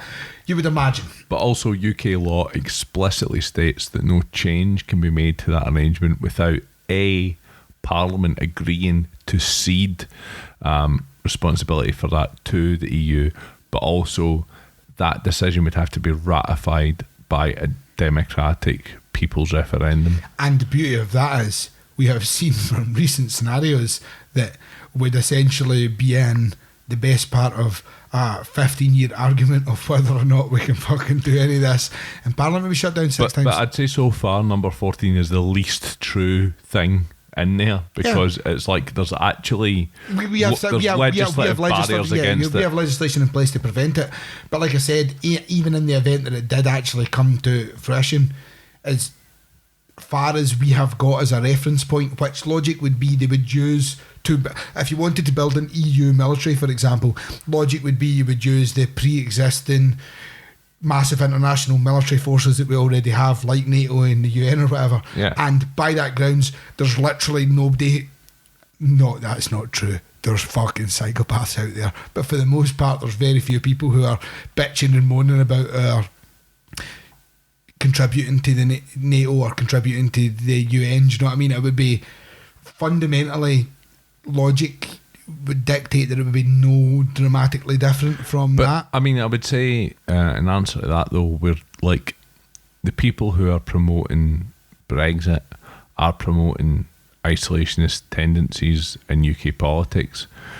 We currently have a president in the US who got voted in on the basis of promoting isolationist policies, and one of the major things that Trump has spent a lot of time talking about and promoting is the idea that the US pays too much money towards NATO and isn't getting a fair deal out of NATO and isn't getting a fair deal out of the UN and pulled out of the climate change agreement and etc etc etc. So I'm so glad you brought it up, because here's the fact, people.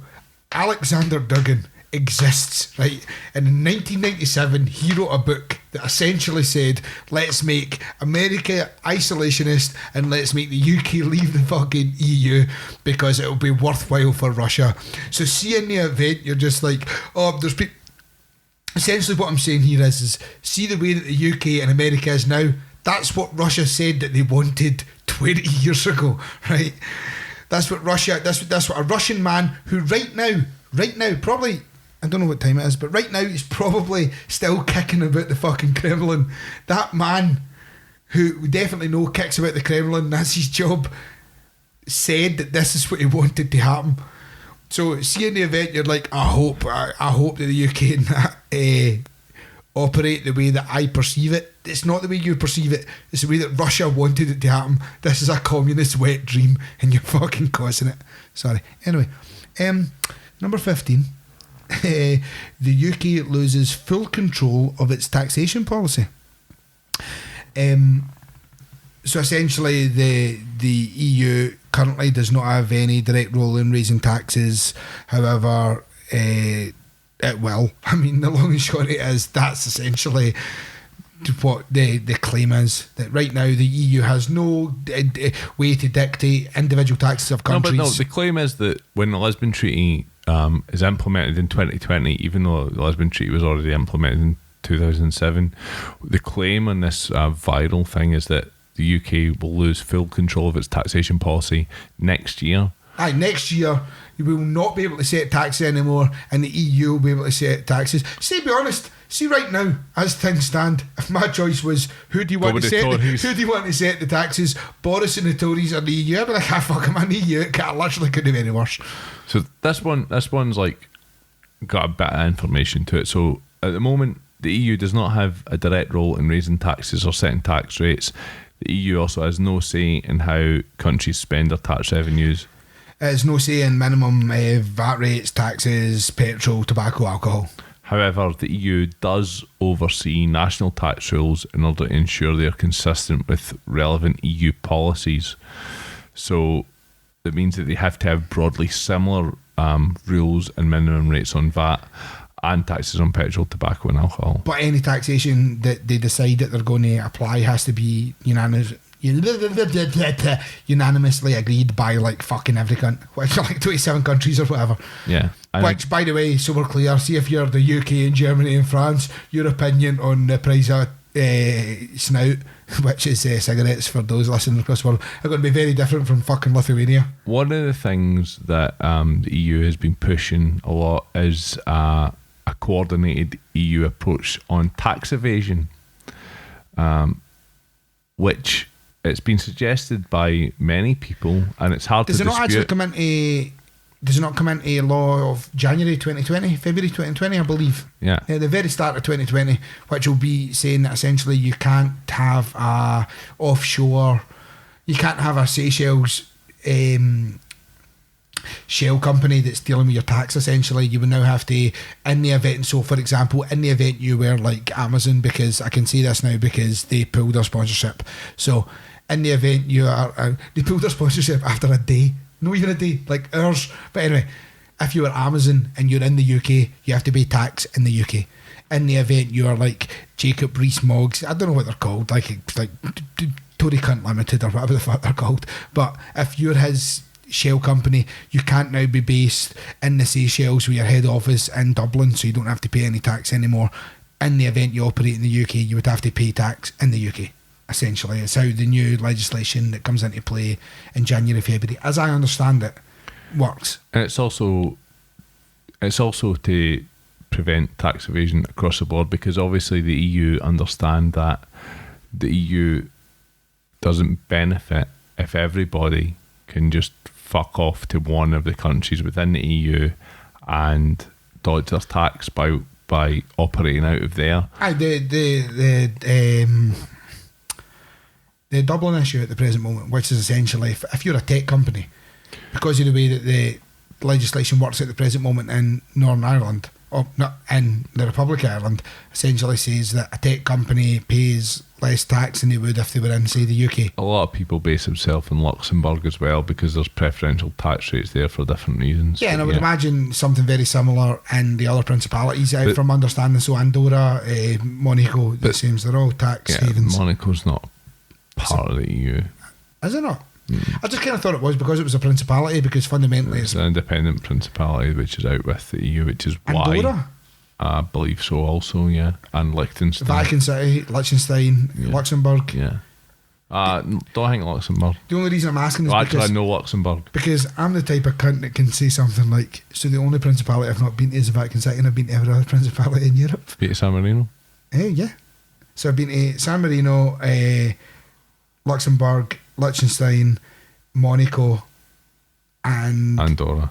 The only one that I've not been to is the Vatican City. Can I hang about with you? I'm cool as fuck. I've had my whole and I've no like far from it. But I am just saying this, like, it was just that way where I didn't know what ones were actually part of the EU, because I always presumed that Monaco was, because in the nicest possible way, people in Monaco probably don't want to hear this, but you're France, right? You're just fucking France. Well, it isn't, because no, actually, no, I'll tell you a good reason why it's not. The football stadium's lovely. The football team a couple of years ago, France, I would say a couple of years ago, it might have been quite considerably more. It might have been like 5 or 6 years ago. France implemented a tax regime whereby anybody who earned over, I want to say £1 million, had to pay like tons of it. £900,000 in tax or something ridiculous like that. That's a fucking king to do that. So it meant that when PSG were trying to sign like massive players, they couldn't. No, they could, because they were owned by the Qatari royal family. But it meant that they had to, the like, wages were like 10 million quid. Yeah, in order to pay them 1 million quid or whatever. Right. Like, the numbers, I'm a bit big on the numbers, but it was something ridiculous. Yeah. It was ridiculous, right? So they were throwing money, but then Monaco, because of their particular tax situation, it didn't affect them. So they were able to sign players on considerable wages, but they didn't have to outlay nearly as much as PSG PSG were complaining this was unfair, and then other French teams were going, well, it's unfair that you're owned by the Qatari royal family, so shut the fuck up. You just bought Neymar for fucking 150 fucking million, you cunts. Or something like that. It's like the Manchester City argument, but it's just like, regardless of whatever argument you ever put forward for what you put in place to stop like British clubs spending any money, it doesn't make any fucking difference, but because Man City's owned by the Qatari royal family or whatever, UAE. so they can Abu Dhabi specifically, so they can like smash money into it for fucking ever, so there's literally nothing to stop them from buying any country they want. but they're not top of the league right now, so fucking get it up them. Right them. Anyway, Number 16. Number 16. The UK loses the ability to create its own laws and implement them. That's just fucking stupid. That's right? just nonsense. We've covered that already. Number 17. The UK loses its standing in the Commonwealths. I don't know if that's what you would call it. I would call it the Commonwealth, probably. To be honest, all those words I don't even fucking care about. What's standing? Well, the UK is a member of the Commonwealth, which is, to quote, a voluntary association of 53 independent and equal sovereign states. But it's not voluntary. The UK is essentially the leader of all of them because it dictated to them by fucking stealing the land off them. I don't care what it fucking says. Because, to quote again, all members have an equal say, regardless of size or economic stature. I hear what you're saying, right? So Canada, right? So Canada and back in the day, India and Australia show up to the UK and they're just like, we think you should implement this, and the UK go, fuck off. Yeah, but similarly, we can't do that to them, right? So let's get something straight. UK's membership of the Commonwealth isn't affected by Brexit or by membership of the EU. There's nothing in the Lisbon Treaty about the Commonwealth. Commonwealth countries aren't a fucking trading bloc. That's not a real thing. No. The EU, so the UK might try to do or seek to do trade deals with Commonwealth countries after Brexit, which is something which isn't allowed to do when it's in the EU. But there's Commonwealth countries are essentially the old empire. Yeah. Right. And like there's every possibility, there's every likelihood, in my opinion, that when we leave or if we leave, that would be our most likely. Well, it's like Australia's already almost guaranteed us a Australia, decent New Zealand, deal. India, Canada. Like Australia's already guaranteed us a decent deal with stuff because they are Australia. It's like where we used to send our criminals, right? What, mate? Yeah. And you want to do a deal? I can fucking guarantee you that when we show up to India, we're just like, do you want to do a trade deal? And the Indians are going to be like, nope. I'm just looking through my big book of history and you can go and take a flying fuck. Because, I don't, for those who aren't very aware of British history, Britain, India, Google Jamboy. Yeah, Jamboy. We've talked about that on the podcast before. Did we though? Or did we just talk about it? No, but anyway, Google Jamboy and then realise how horrific the Raj was in fucking India, and realise that when we approach India now and they've got like a bazillion people and hundreds of If they fucking don't tell money. us to go fuck themselves, then go fuck them. Number 18. Number 18. The UK loses control of any provinces. Fucking, there's a couple of lads I know that'd be fucking overjoyed with that, by the way. But the UK loses control of any provinces or affiliated nations, e.g., the Falklands, Cayman Islands, Gibraltar. Weirdly, there's one not on that list. Which one? There's, Northern Ireland. I don't think that's considered a province or an affiliated nation. No longer a province, be a nation once again. I think it's in a song, Jerry. I'm sure there's a song about it. To be clear, it's not stated anywhere in the Lisbon Treaty, and it wouldn't happen if we remained in the EU. I mean, in all fairness, if it turns out we lost the Cayman Islands, Gibraltar and the Falklands, fair play. I mean, Falklands, I know the people who live in the Falklands aren't best pleased, but it's literally definitely Argentina logistically. Gibraltar, that's Malvinas. That's Spain. And the Cayman Islands, that's a tax haven. Number 19. The UK loses control of its judicial system. No, we've already spoke about that. Number 20. The UK loses control of its international policy. No, it doesn't do that either. Yeah, we still have control of defence, all that stuff. It has to be a vote. The UK loses control of its national policy. It's kind of a vague sentence, isn't it? It depends on what you mean by full control. It says here the Lisbon Treaty widened the number of areas over which the EU Parliament could pass laws, but there are many areas of UK law which are not covered by EU regulations. Now, that's not the most convincing answer, and I would say that, like, I do have a level of sympathy with people who are afraid of like an EU federal organisation which, you know, passes laws over the entire European, like us becoming the United States of Europe. I get that, but see, at the same time, is there not an argument to say that we know, and I say we, but I would imagine our listeners, but certainly me and you know, that if you look at the laws that have been passed by the EU and we look at the laws that the UK have voted against that have been passed by the EU previously, stuff like paternity rights, maternity rights, sick pay, stuff like that, have been essentially forced on the UK by the EU and the UK has voted against them. So even though the logic stands the EU could enforce a pile of things that we don't want to happen, as it stands to date, the only things that the UK have essentially voted against that the EU have already enforced upon us have been beneficial to the working class and the working man. In your opinion? No, to the work. In the event you're working class and you disagree with Jerry's statement there, feel free to send an email to Jerry at... Listen, I do agree with that. I'm just playing devil's advocate. I'm happy that the EU have done those things, but you could say that that is an example of the EU exerting its will upon the UK undemocratically, perhaps. Well, you could say that, except we elect politicians and we fundamentally then, regardless of how anyone perceives it, elect the people who represent us in the European Parliament. We elect MEPs, yeah. So, how is it not democratic? It's literally the best example of democracy. Oh yeah, no, you're right. Like, we vote for them, other people vote for them, they all talk about it. That's that bullshit argument out the window then. Number 22. 22, is it me, is it? Mm-hmm. The UK loses its right to call itself a nation in its own right. This isn't true, that's bollocks. Right, move on. Number 23, the UK loses control of its space exploration programme, which, as we all know, has done great work. Which might be Jenny's favourite exploration programme. We've explored so much of space. I mean, remember when the UK landed on the moon?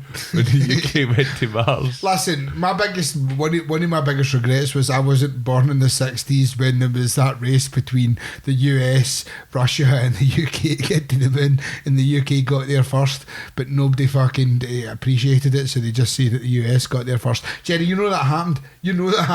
It's a conspiracy. UK were the first country on the moon. There's fucking hundreds made of these. There's like 4 more, right? And they're getting stupider, so let's just fucking move on. The link will be on the website if you want to look at the last few. There's one about space exploration. It's fucking clearly nonsense. So are we game though, Paul, that we're going to play right now? Oh, Jerry was telling me about this game.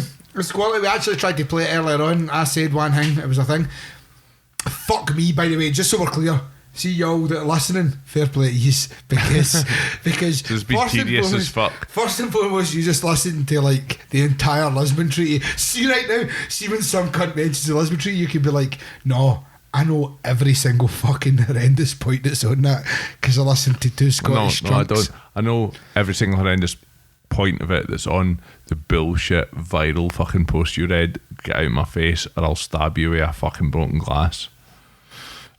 So the A to Z of Euro myths, right? So it turns out that the EU have been keeping tabs on the bullshit that's been written about the EU in the press since 1992, I believe.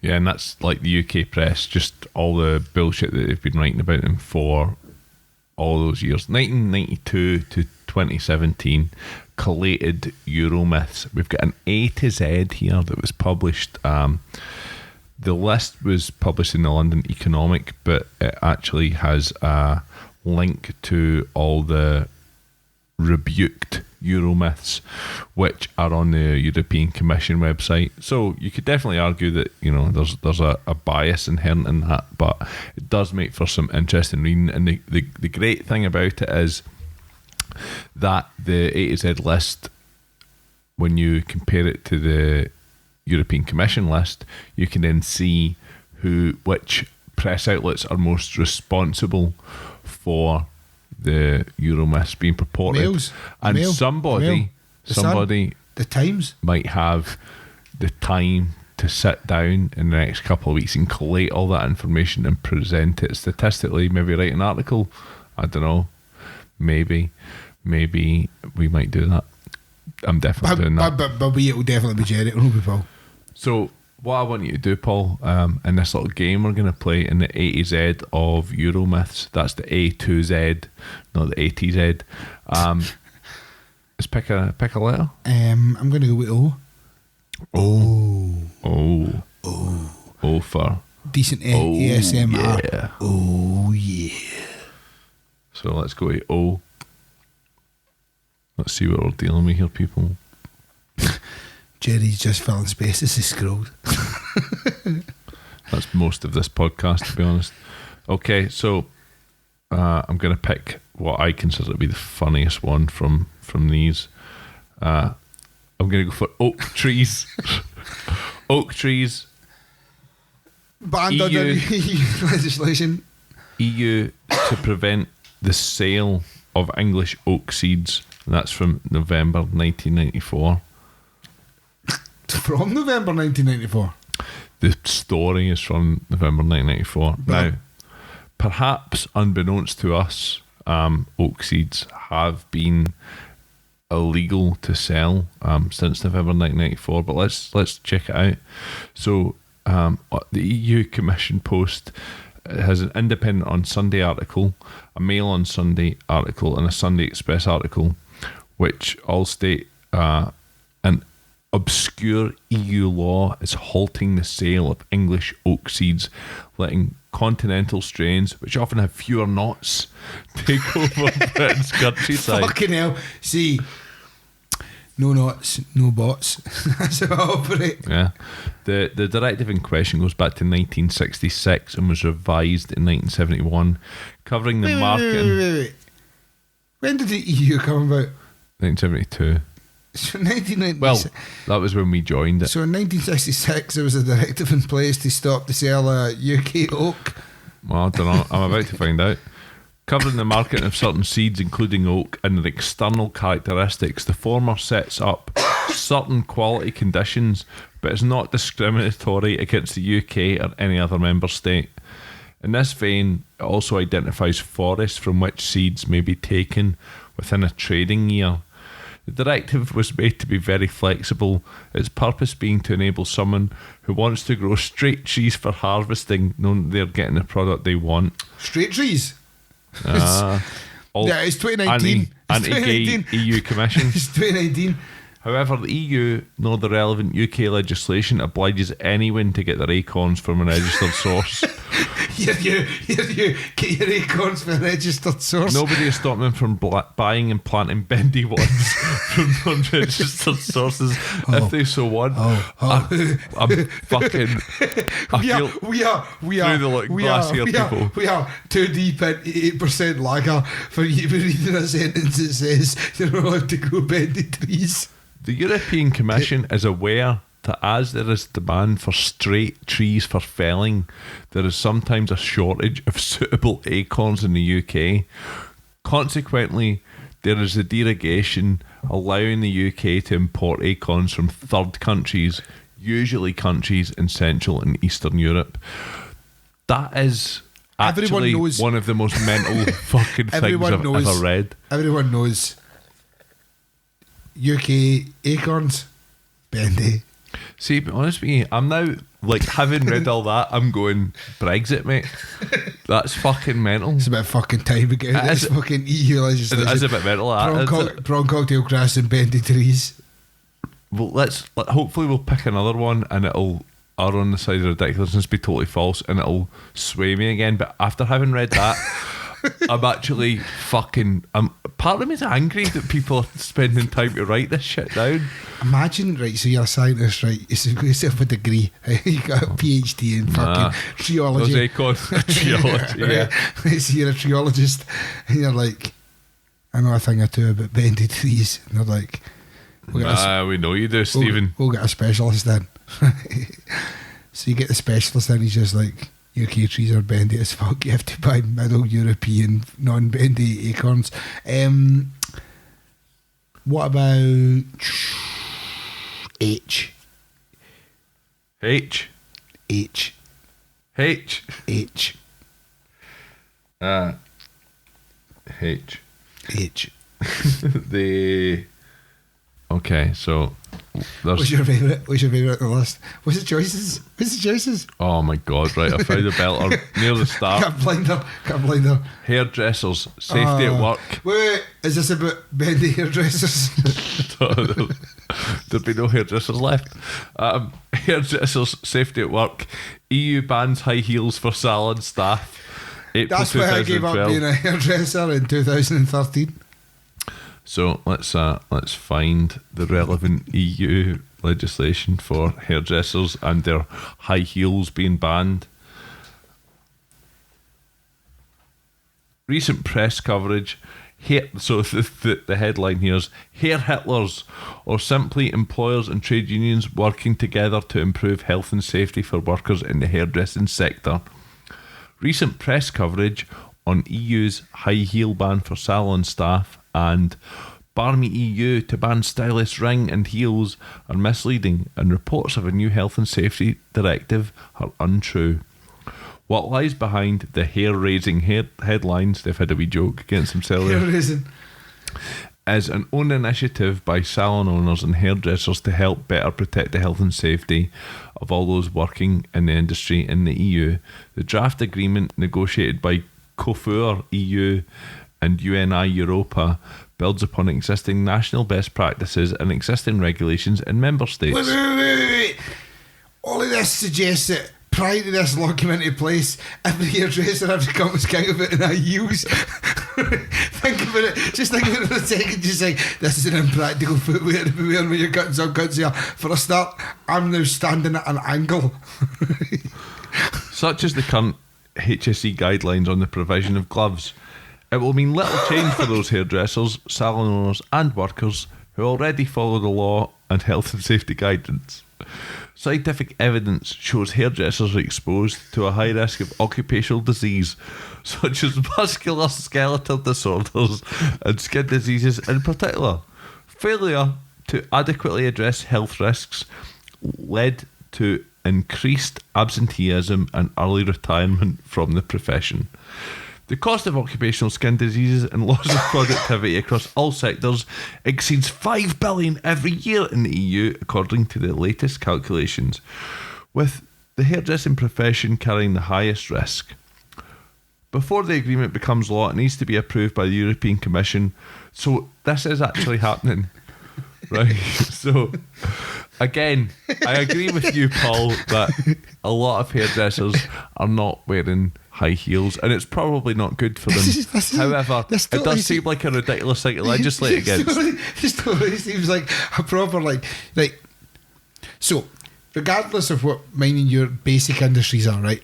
We both work in industries where heavily health and safety oriented. Yeah. So, and some of my customers, because of the type of customers that I work with, work in like haulage and stuff like that, or I've actually worked with the oil industry before, right? So I have PPE, right? So there's a part of me in my head when I'm hearing this, it's just like imagining it, the hairdressers, they wear like a high-vis pair of fucking riggers, right? So they've got like you'd be raging for that. Where's the sexy high heels you had on last month? And instead they've got like riggers, high-vis, and a pair of fucking and a pair of like eye protection glasses, right? Safety specs. I believe is what you're looking for there. Shut up. Eye protection glasses is what I call them, and I have 3 pairs. So do you? Huh? Any of them prescription? No, I don't fuck. That's why I can't see worth a fucking them. I needed to get, because I was out in the park trying to read tags off of like pressure transmitters and stuff, and was just like, I think it's probably a PT. The last set I got was a pair of fucking welcome to the worst chat you'll ever hear. So, the last pair I got was like a set of DeWalt ones that are nice. that are like mirrored finish with sunglasses tone on them, in case I'm like, I don't know, circular sawing outside in IT. You know what I mean? Because you're like kicking about California and need eye protection. But what I will say is, see, up until I bought them, I never thought to myself, I wish I had sunglasses type fucking eye protectors. Now I've got, it was just like, I'm never buying eye protectors that are not mirror finished ever again. I am living in a different world. So anyway, back to what we were saying about hairdressers. My idea is high-vis jacket, right? High-vis jacket, fucking eye goggles, pair of riggers on, and they're just like, here to cut your hair. I have to wear these special gloves because the glasses could cut through my fingers. I think reading between the lines from what I just read there, essentially what they're saying is it's a directive. It doesn't, nobody needs to make it law. Nobody's going to force these people not to wear high heels. We're just saying it's smart not to wear high heels every day if you're cutting folks' hair. Not even smart not to wear them every day. It's fucking stupid wearing them.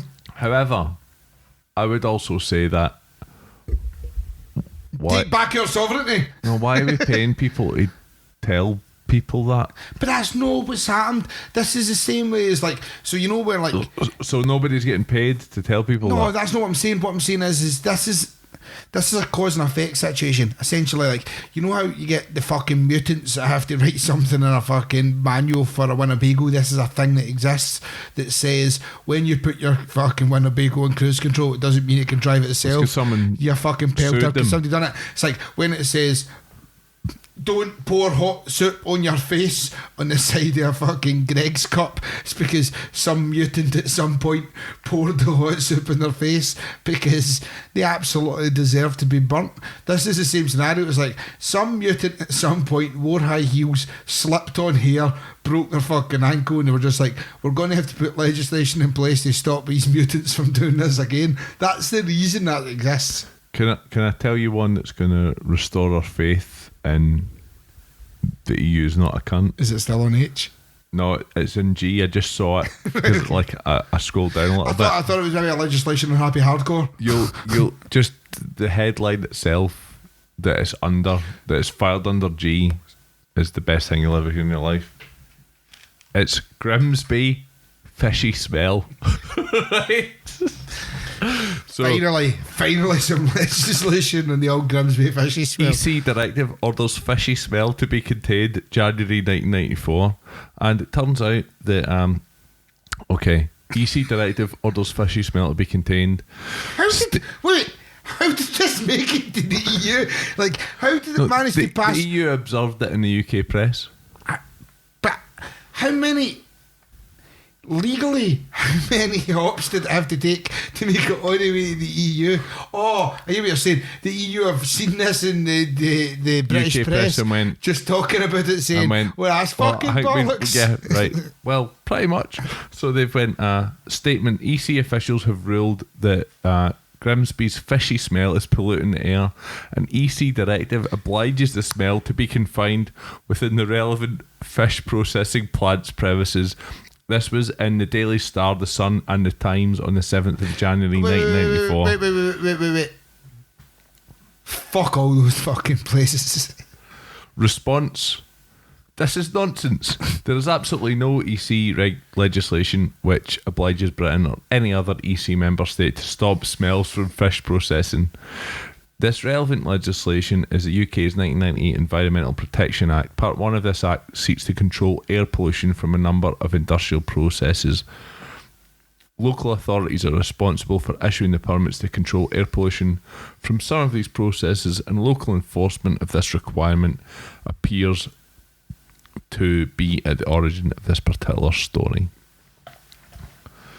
So what you're saying is Grimsby, as far as the EU are concerned, is allowed to be reading a fish. It doesn't matter. To be honest, fuck Grimsby. We might go for one final letter. Aye, right. And we'll call it a night. Q's an obscure letter. Oh. See, if this fucking legislation is to do with the Queen, I will be overjoyed. I imagine it'll be about Quince. No, do you know what, Paul? Is it about the Queen? You fucking beauty. There's two under Q. Both of them relate to the Queen. Is it? So I'll give you a choice of your is Queen. Is this EU legislation around the Queen's sons being paedophiles? No. Oh, good. Because otherwise the Queen would have a fucking massive problem at the present moment. So you have two, Because right? Prince Andrew's a paedophile. Do you want the full titles of them before Yes. you want? Oh, yeah, definitely. All right, okay. So, number 1 is the Queen, dogs. Queen's corgis to be outlawed. Right. I kind of feel like I said that like I was Swedish or something. Queen's corgis to be outlawed. That's a kitchen. The second one is Queen tea. Queen to be forced to get her own tea. Oh, I quite kind of like that one. Like, I love the idea that, like, they're just like, Stop being a lazy old cunt. to Tesco hen, to buy your own Yorkshire tea. So we're going for Queen tea. Queen tea. That's the one I would have picked, to be In all honest. fairness, I think I seen Queen tea a couple of years ago in the Arches. Just like a Queen t-shirt. No. The rapper made Oh, up. QT. No, Queen tea. Aye, QT, but the Q stands for Queen. But I didn't know he found that people who don't accept the LGBTQ community didn't like the Queen tea bit. So this is from the story, Get Your Own Tea, Your Majesty. Royal flunkies could soon be telling the Queen to get her own tea to avoid breaching... Imagine that. Imagine, right, so they work in the fucking palace and the Queen's like, make me some tea, and they're just like, fuck off. Get the fuck, lads. Go and fucking get your own But tea. the only reason they would be doing that would be to avoid breaching EU employment laws. One servant told the Sun, we might have to tell the Queen we couldn't serve her because we'd already done the maximum hours. That was in the Sun on the 5th of February 1999, page 15, and I guarantee that they didn't say that. I would absolutely like, man, see back in the day, like when you're reading through these things, seeing like the 90s, see the Sun and that, they could just print any old garbage without any checking, can they? Aye, fucking some guy who works in a palace was just like, and then the Queen might ask me to fucking polish her feet, and I'd have to be like, no, I'm not allowed to polish your feet because of EU legislation, and the Sun was just like, quality, made that up. Queen might ask me to gear a honey, and I'll be like, I'm not touching that cock, hen. So much to unpack. The Working Time Directive does not prevent people from choosing to work more than 48 hours. Palace servants could work for as many hours a week as they wish. The Queen's cuppas are not in peril. That's what it says here. As for the exclusive label and the reference to new guidelines from Brussels in this report, the Working Time Directive was actually agreed by the UK government in 1993. It was actually agreed by the UK government in 1993. I don't know where that was. I was trying to be Swedish, but I sounded like a Welsh Indian. Windian. Anyway, so remember at the start of this podcast where we said we'll talk to you about Boris and the Supreme Court and Trump. Well, we're fucking lying. That's After the the next. fake news That's stuff. that's the next podcast we're going to have to talk about, because he's literally have sat through a day's worth of me and Jerry drinking 8% beer and talking shit about the Lisbon Treaty. So our next podcast, which will record on Monday, will be covering current events. We are delighted that you have stuck with us throughout this event. The thing is, we can literally say anything at this point because no cunt has listened. No one has got to hear. But I like to feel that we've debunked some stuff, right? Aye, we have, but literally, there's like the only We've people. debunked our own ability to debunk things. Like the only people right now who are listening to this is like fucking Paul and Gav, and that's probably about it. I don't even know if they've managed. Everybody else has just been like too much. Hey, people out there who take the time to listen to our podcast, if you got this far, give us a thank you. give us an email. Oh, see if you've got this. at notanotherfakenewscast.com. Like genuinely, genuinely. Yeah, I got through that. Genuinely, right? So genuinely, without no, don't even say that. Right? So, see in the event you got this far, and you were just like, that was worthwhile. Just send us an email that just says yes and nothing else, right? No explanation or anything, just an email that just says. See if you got this far and you thought it definitely wasn't worthwhile, and if anything, you're raging that we didn't get on to Trump and Boris, just send us an email that says no. No. Give us a 5-star review that says, I really disliked that episode, because for us, we get a 5-star review, and for you, we get to read you out on the next podcast. And we'll say literally anything you say. Jerry will say literally anything I don't you give say. a fuck. You're putting yourself in a dangerous How am I? place. Because I know a percentage of your fans. Yeah, but I'll caveat it at the start and the end. Doesn't matter. This was Paul Robb. Even the thing is, see if the, was it in it? That's just what the caveat with. Yeah. No, that's unfair. No, but I'll just be like, user such and such said this. I would like to distance myself from these remarks. I don't believe that the Jews deserved to. Oh, Jesus. Stop. Oh! Last thing that I want to talk about just quickly. Do you know Waterstone's pulled a book about the right wing using the media to make people believe anti-Semitism exists in Labour? They pulled the book launch for it, and they said it's because they get too many threats essentially of violence towards their staff and stuff like that, and their staff didn't deserve that. Just a wee cheery way to finish this fucking episode. That, just by the way, Waterstones We definitely have evidence of that. in the last 2 days. In the last 2 days, Waterstones have pulled a book launch. It's called, oh shit, next episode we'll actually discuss it in better detail, but essentially Hey. Labour didn't do any anti-Semitism Shite. every day. Just because you said the next episode. But I essentially, Waterstones were going to be doing a book launch of the book, and it's called something like Bad News for Labour, I think possibly is the name of the book. But they pulled the book launch at the last minute because they got threats, and they said that their staff hadn't got to deal with that. And there's a lot to unpack there, because essentially the idea that the right wing or anyone that's not left wing is able to prevent it's a bit pushing the fucking boat out, but essentially it's one step away from book burning. Do you know what I mean? If you're preventing books from being launched and for having a launch event because they don't agree with your political ideals, then you're preventing people from being able to have access to the book, and that's a dangerous scenario when Waterstones are willing to bow down to. In that respect, then you would be in favour of right-wing polemics who have released books being allowed to speak on university campuses.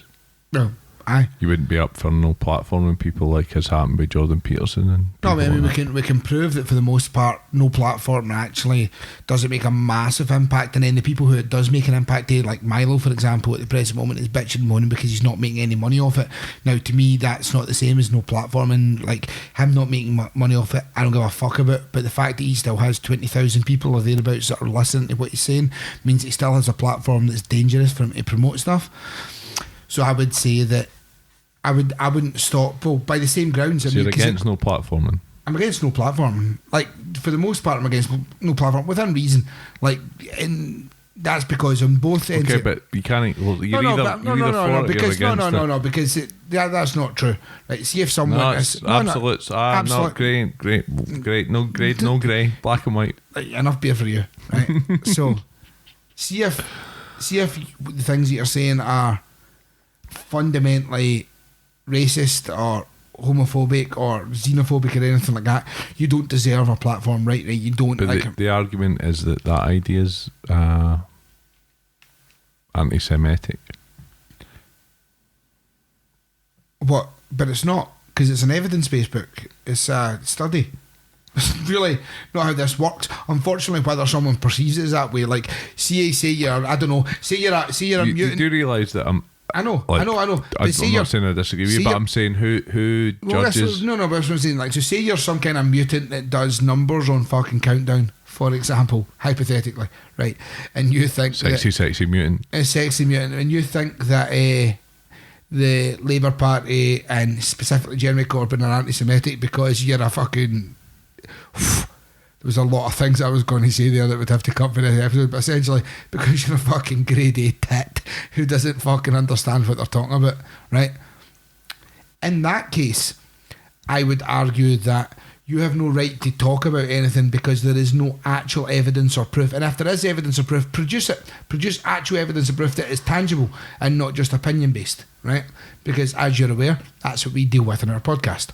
However, deplatforming a person for their opinion that is not an attack on a group, a race, or a specific person for no actual reason is but just because it's drawn offence from a group. Yeah. I mean, I don't believe like you're going back to like Life of Brian not being released in certain cinemas because of pressure from anti-blasphemy groups. You're going back exactly. to Stuart Lee having his theatre run across the country, his tour, or his BBC production of Jerry Springer the Opera being pulled because of the Anti-Blasphemy League. Your Mormon show, your boys face South Park, they came up against it as well. The Book of Mormon. Yeah.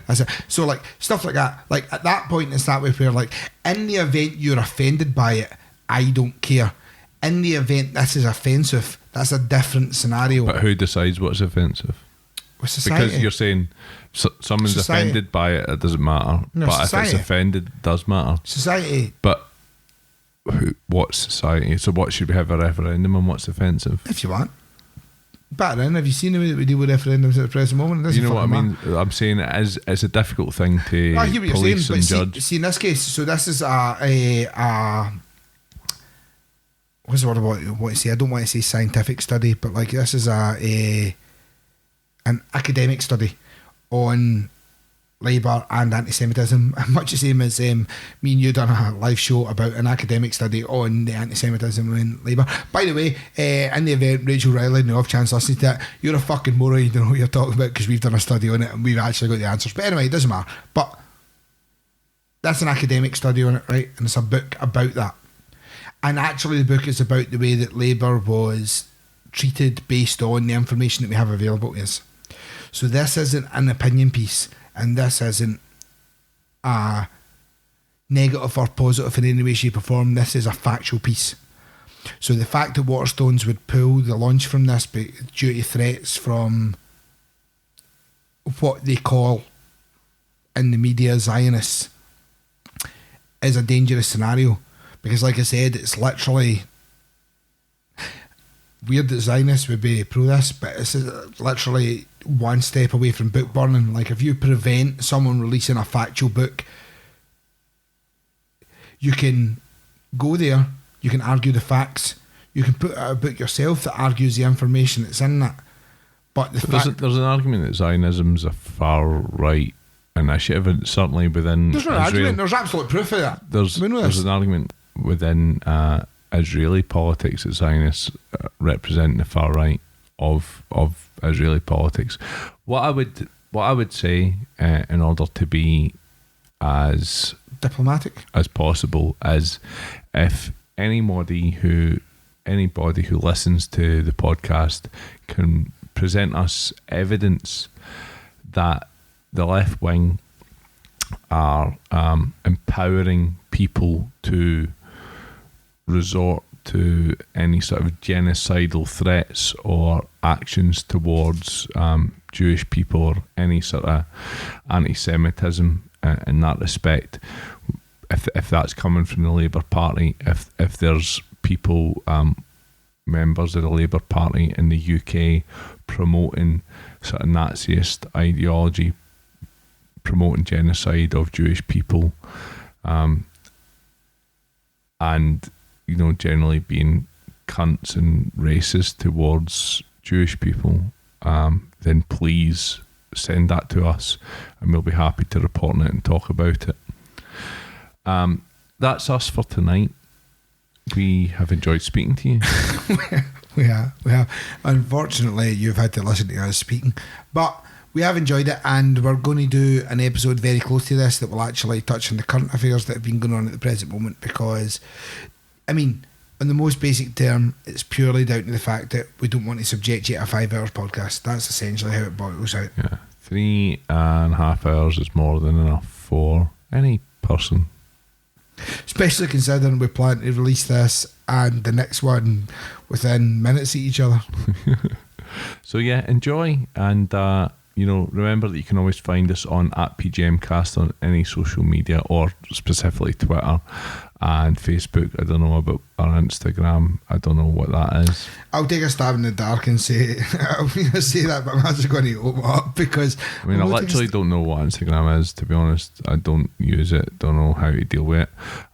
We have a website which is www.notanotherfakenewscast.com. We have articles and stuff on there. We have all our episodes. We have links for all the information. So get involved, have a look at that, see what you think. You can email us directly at info@notanotherfakenewscast.com. You can join our Discord. Details of that are on the website. Our Patreon. You can get us on Instagram at NAFNC. That's not another fake newscast, but NAFNC. Yeah. And Patreon is at PGMcast. Patreon.com/PGMcast. Chuck us $1 an episode, and we'd be more than grateful. And just like keep in touch. Let us know what's happening. We've got some interesting things happening in the next few months. We've got some really top drawer interviews lined up. Not kidding on. Some really fucking cool interviews. We met some cool people at Byline Festival, which went very well, and we're planning to interview a number of them in the coming months. And we also have some very exciting plans afoot for Byline Festival next year. We do, and we've got some new podcast stuff that will find its way to our channel anyway as well. That's some exciting stuff. Essentially, the next 12 months are going to be quite exciting for Not Another Fake Newscast and our listeners. Yeah, so keep an eye out for all that. Yeah, thank you very much. I'll speak to you soon. Peace out. Bye.